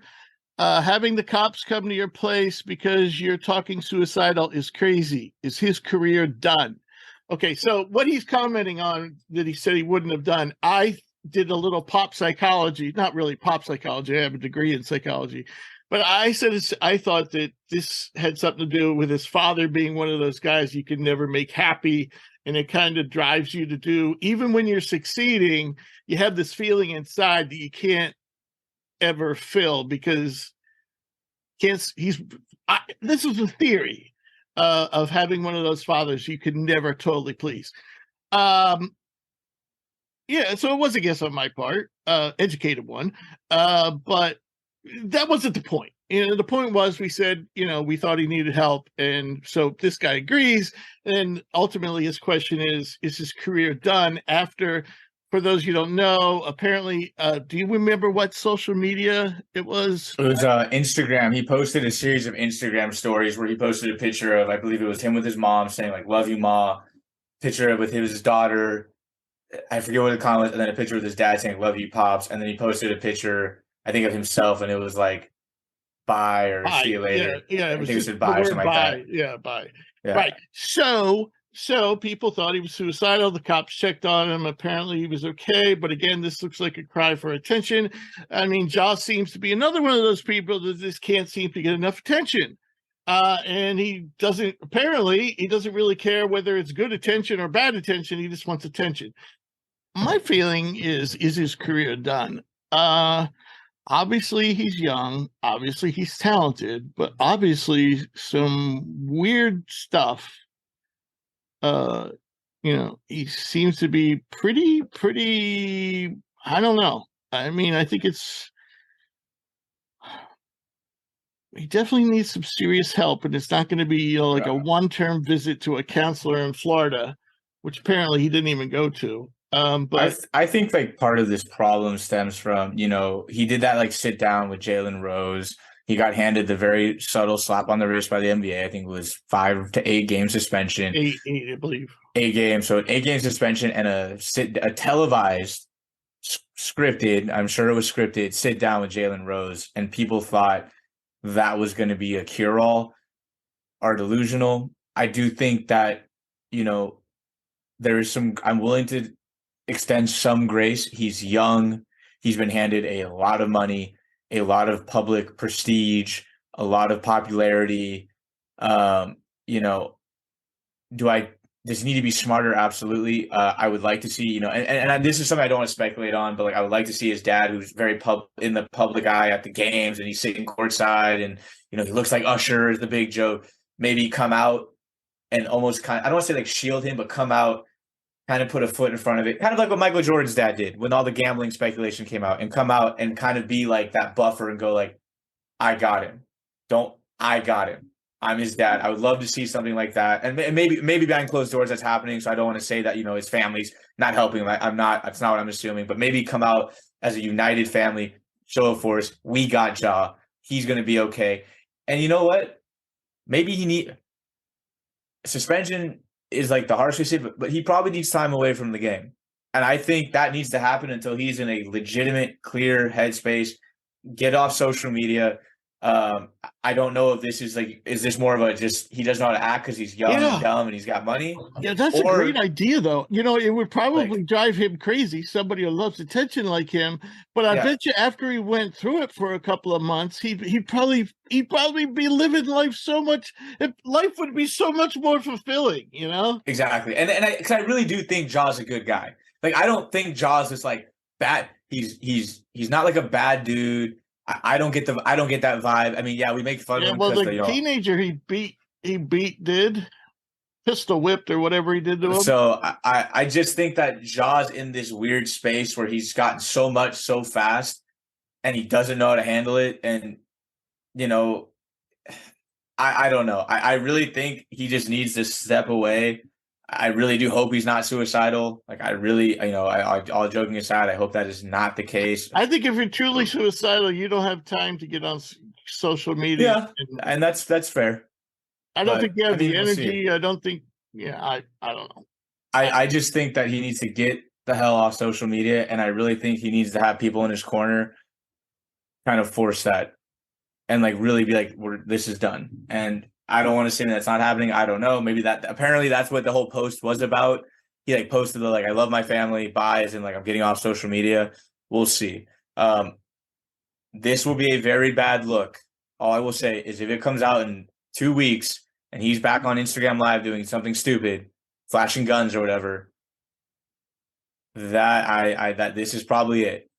This is probably the last in terms of, I think, what the people will accept and tolerate and what grace will be extended. Because to put something like that people do think is, if you end up inadvertently or advertently making light of suicide and stuff like that, and you come back and keep doing something stupid, man, you'll be in trouble.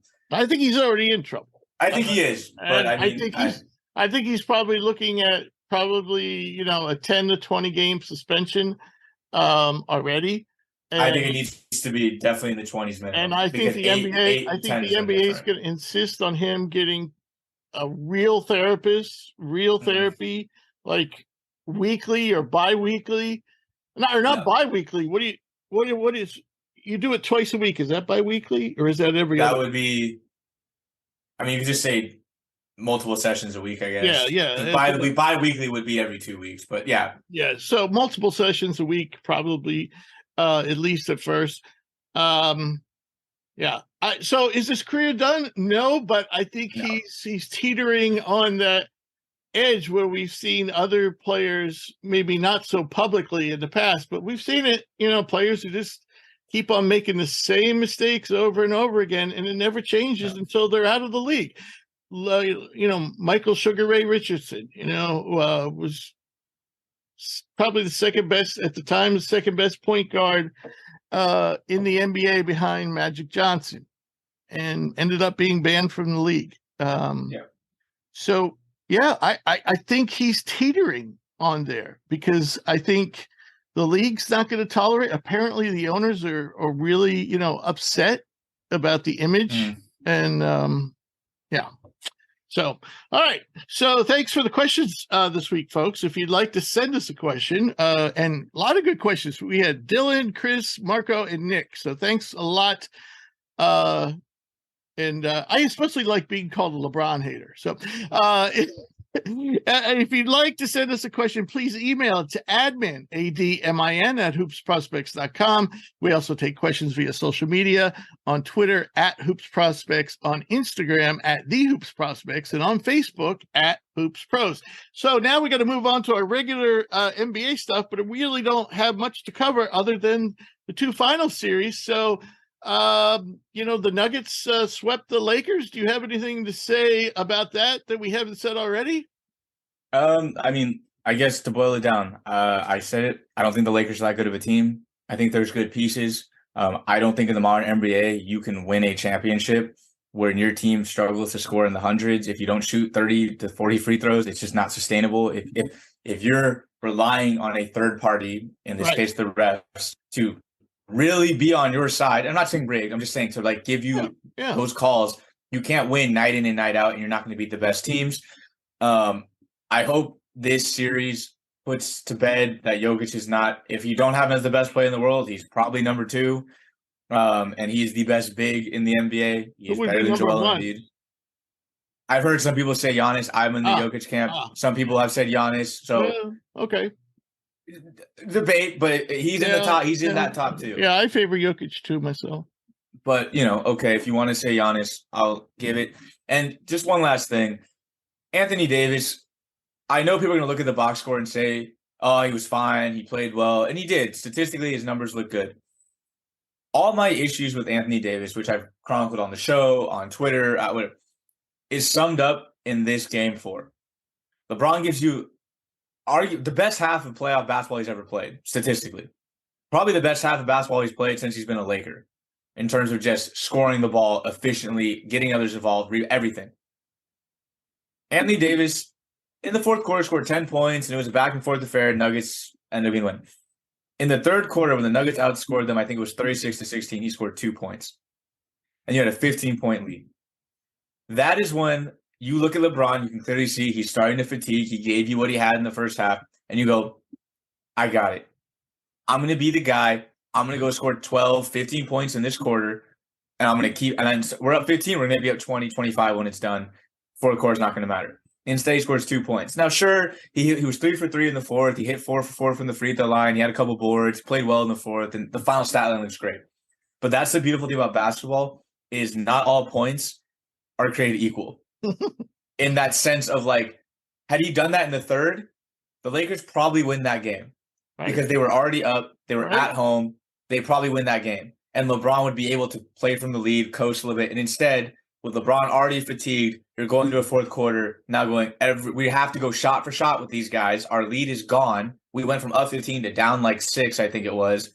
And now with an empty tank, LeBron James have to try to beat a team with, in my opinion, the best player in the world. And so I'll leave it at that. Anthony Davis will not be an alpha. He will never be an alpha. And I just wish people would stop box score watching and start watching the games and realize what separates Anthony Davis from a Tim Duncan isn't necessarily the production on paper. It's under what circumstances, under what pressure, and in what moments did the production happen. Yep.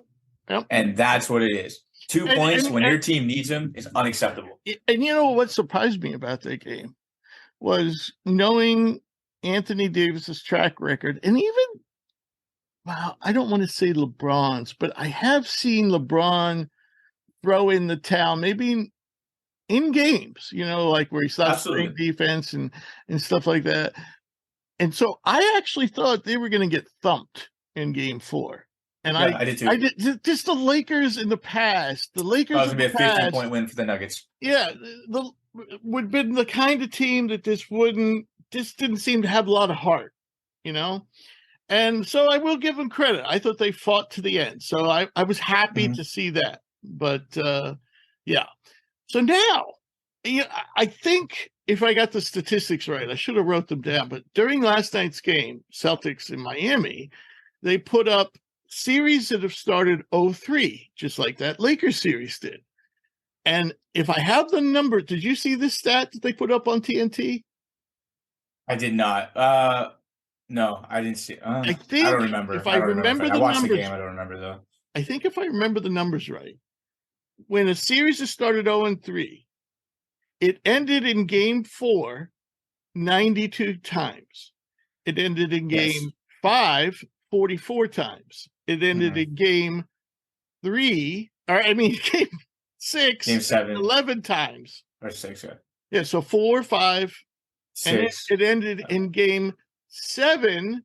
Was it 3 times? 3 times. 3 times. And all 3 times, the team that led 0-3 won. Okay. Yeah. The other stat I know about these 0-3 series is it's never happened in the NBA. No one's ever done it. It's happened 4 times in the NHL and once in Major League Baseball. When the Boston won 4 in a row to win the World Series in 2004, I think. Yeah, over the Yankees. Don't remind. So my question then is, the Lakers did exactly what the statistics said they would have done, which is losing game 4. Celtics not only won in game 4, they won handily. And last night, they won handily again. Miami seems to be nicked up. And we know Lowry's never 100% these days, nor is Kevin Love. And Gabe Vincent didn't play. I don't know what his status is for tomorrow night. And then we have Hero, who's still not ready to come back, and Oladipo is out. It's just like never ends. Now, I will say on the Boston side, apparently Jaylen Brown, who didn't look at last night, but they had been saying something has been bothering him with his elbow, but he played fine last night. Yeah. But we know Malcolm Brogdon has a bad elbow. It's a torn ligament or partially torn ligament. It's partially torn, I think, yeah. And he couldn't even finish. First of all, he was killing the Sixers. Malcolm Brogdon couldn't seem to miss against the Sixers. He has been nothing like that in this series, which he got injured in game one. And now last night, he couldn't even finish the game. So there is some balance there, but the Heat still have way more injuries than Boston. So now my question is, where do you see this series going now that we're 3-2?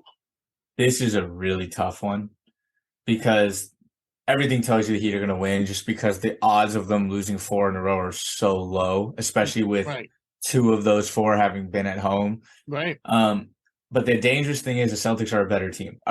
They have better players. They have better players. I won't say they're a better team because that's a different they have better players. And those better players are starting to realize, I think, we are significantly more talented in this team. I think the Heat came out, they were playing with swag, kind of punched them in the face again, and then blew them out by 30. And I think the Celtics are not that mentally tough overall, which says a lot about the 76ers. And they have a rookie coach who's younger probably than Al Horford. He is. And so I do think I took Celtics in 6. That obviously cannot happen. I love Jimmy Butler, and I don't want to bet against him. But we are seeing the peak optimal Celtics right now, and that's without Brogdon. Because on the show I took Celtics, I'm not going to backtrack. I'm going to say the Celtics manage this in 7 because I think if it gets to a game 7, I don't think the Heat have enough to beat the Celtics. Right. The momentum will have – there'll be so much pressure. And that was my issue with when I talk about the Lakers and how the Lakers are talking about, Austin Reeves and all these guys. Role players at the end of the day are still generally role players. Every once in a while, a guy can take this kind of momentum and transcend and the rest of his career become a star. But the reality of it is these guys are role players for a reason and have been role players for so long. I think Caleb Martin's playing the best basketball of his life. Mm-hmm. But as the shots take on more and more importance, the pressure mounts, the minutes rise, the fatigue sets in. Oh, he also twisted an ankle. He twisted an ankle. That one kind of sucks. It was inadvertent. I thought it wasn't an ankle. It was his knee. His knee went straight, actually. He had to lock his knee locked up. Hyperextended.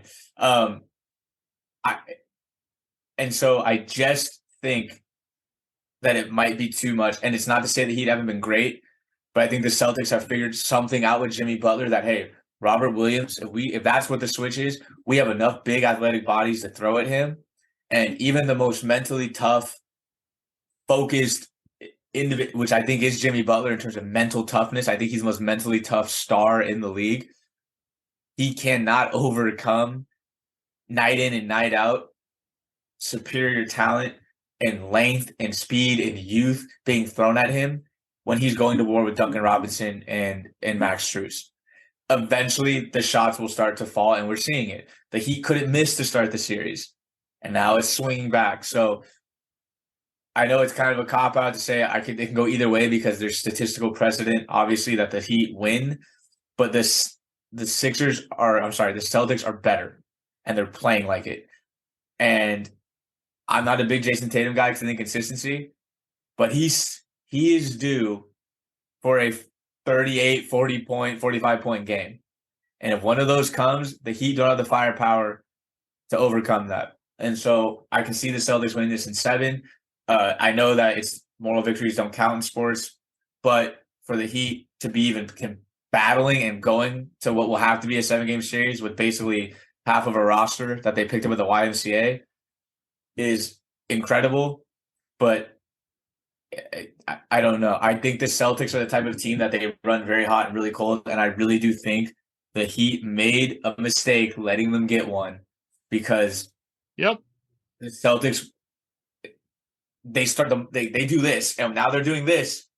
And because they're better than you knew going home that there was a very likelihood that we'd be here after they won game 4. It was I can remember watching that because I've been rooting for the Heat in this series. Yeah. And I can remember watching that, when the game was kind of out of hand or getting out of hand in the third quarter. And I'm like, come on, guys, you cannot. This is like really, I think the announcer too, Ali, whatever her name is, when she interviewed Spolstra at the end of the third quarter or whatever, and the announcer said, well, he sounds like kind of nervous. And I'm like, yeah, I am too. Because if you let them win game 1, then they go home for game 2. And now the series is going to come down. And this is what I'm going to say. It will come down to game 6. Obviously, if Miami wins it, it's over in game 6. But if Miami doesn't win game 6, they're not winning this series. Yeah, agreed. So I'll take the Celtics. I'll bank on the better players. This game is going to tell me a lot about the Celtics in terms of what these guys are making. Say a lot about both teams. I mean, if Jimmy Butler rises up again, yeah. No, absolutely. But I'm saying, like, there's so much. The reality of it is the Heat lose this series. It doesn't really hurt. No. Anybody. Like, they're chilling. They're like, dude, I think statistically, this is the best 8 run an 8 seed's ever had. Jimmy Butler has been behind Nikola Jokic, probably the second best player in these playoffs, and at times was the best player. But it's going to tell me a lot, and I think that's the one thing the Heat have in their back pocket is we don't give a damn. At the end of the day, they can go play as free and loose as they want. Win by 30, lose by 30. Yep. The Celtics lose by 1, they still lose and go home and lose to an 8 seed. And their coach might lose his job. And their coach might lose their job. And people are going to start looking at Jason Tatum and Jaylen Brown with a really big side eye. Yeah. So we'll see. All right.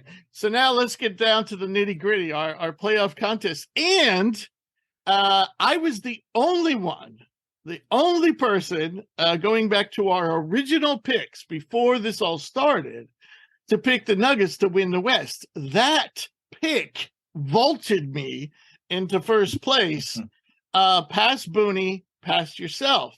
However, it's still open. For example, you all can earn big points, especially Booney, who picked Boston to win the East. Can you win huge points if the Celtics win against the Heat? But now we have to make our finals picks because by the time we get back next week, the finals will be started. So we have to go with, by the way, I agree. I like Boston, even though they have to win 2 more. I still like Boston. If I had to pick it, I would go with Boston. And as I said, I think whoever wins tomorrow night wins the series. So, Drew, you got the Nuggets in the West. We know that. And the Heat taking the Celtics. I need an NBA champion, and how many games? Give me Nuggets over Celtics in 6. And Booney said the Nuggets in 5. Yes.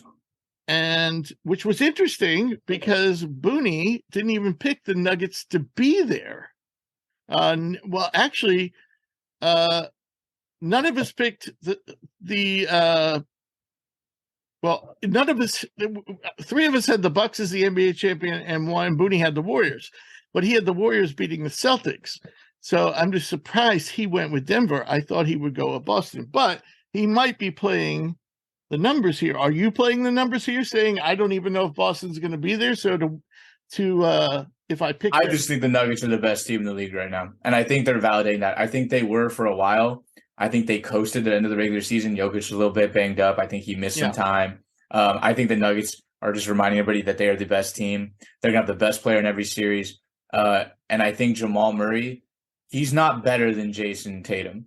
But in the playoffs, I want Jamal Murray over Jason Tatum. Night in and night out. Wow. That guy has shown me what he's made of coming off an ACL tear. Now, it's in this situation. I don't know. I just like what he's made of. And Tatum had that great game 7, but then look at where he does this every game. Jamal Murray's just a killer. Mm-hmm. And, if you told me one, like I can only have one to start my team around, sure, you might have to go with Tatum, for the long haul. He's just overall, there's more to his. He can give you more, but I think in a playoff game when the chips are pushed in, I want Jamal Murray over Jason Tatum. If there was a game 7 and someone said you could have him or you can have him, I'm taking Murray because Murray's going to go out guns blazing, and you can make an argument he was consistently better than Jokic was in that series against the Lakers, like night in and night out. Jokic slowed down a lot once he got not slowed down a lot, but like wasn't as dominant in LA. Right.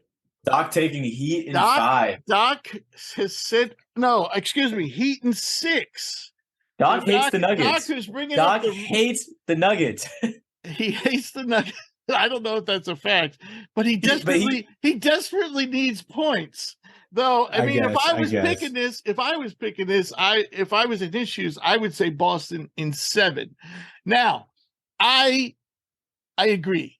I like Denver, and even if, let's say, I knew Boston was going to face Denver, I still would take the Nuggets. I don't like the way the Celtics have been, looking unbeatable one night and looking very beatable another night. Nuggets have been, all season, all playoffs. Right. Now, you could say with Brogdon, Boston definitely has more overall talent. Yes. Take away Brogdon, it gets a little closer, but still, Denver plays better as a team. Denver is more consistent. I like Denver, and I'm going to say, not knowing if they're going to play the Heat or the Celtics, but I'm going to say Denver in 6, just like yourself, sir. Yeah, so, they're just. I really think they're that good. And the reason I say Doc hates the Nuggets, and I'm kind of busting his balls here. Right. He picked against them, and I remember him saying, he goes, "No way the Nuggets are going to make a run."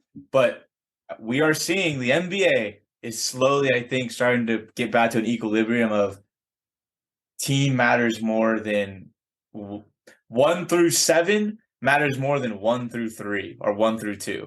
Mm-hmm. Slowly, you still got to have stars, but Jamal Murray has this many All-Stars on his resume, this many All-NBAs on his resume. Now he's been injured, but 0. Mm-hmm. He's only averaged over 20 a game. I think twice. I think twice now, but he's not like he's averaging 27 a night. Michael Porter Jr. is their 3rd best offensive player. Yeah. That guy averages like 15 a night. Right. And they are running through people. They embarrassed the Suns. It took 90 combined points for the Suns to beat them by 5. The Lakers, yes, the games were close-ish, but the Nuggets were clearly better. So looking at this, my Warriors would have lost to the Nuggets. And they might have swept us too.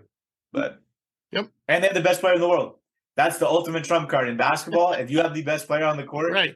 But it's certainly not one of those all-star teams with a big 3, it's not one of those for sure, which is nice. Bruce Brown could give you 25 a night off. He can give you 25 any night. Right. We also have been seeing that in college basketball. Yes. So it's nice.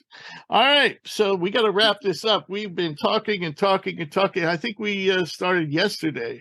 As always, I want to thank all of our listeners, and I want to thank our special guest, Quinn Ellis, for joining us. If you ever miss an episode, you can always get caught up at hoopsprospects.com.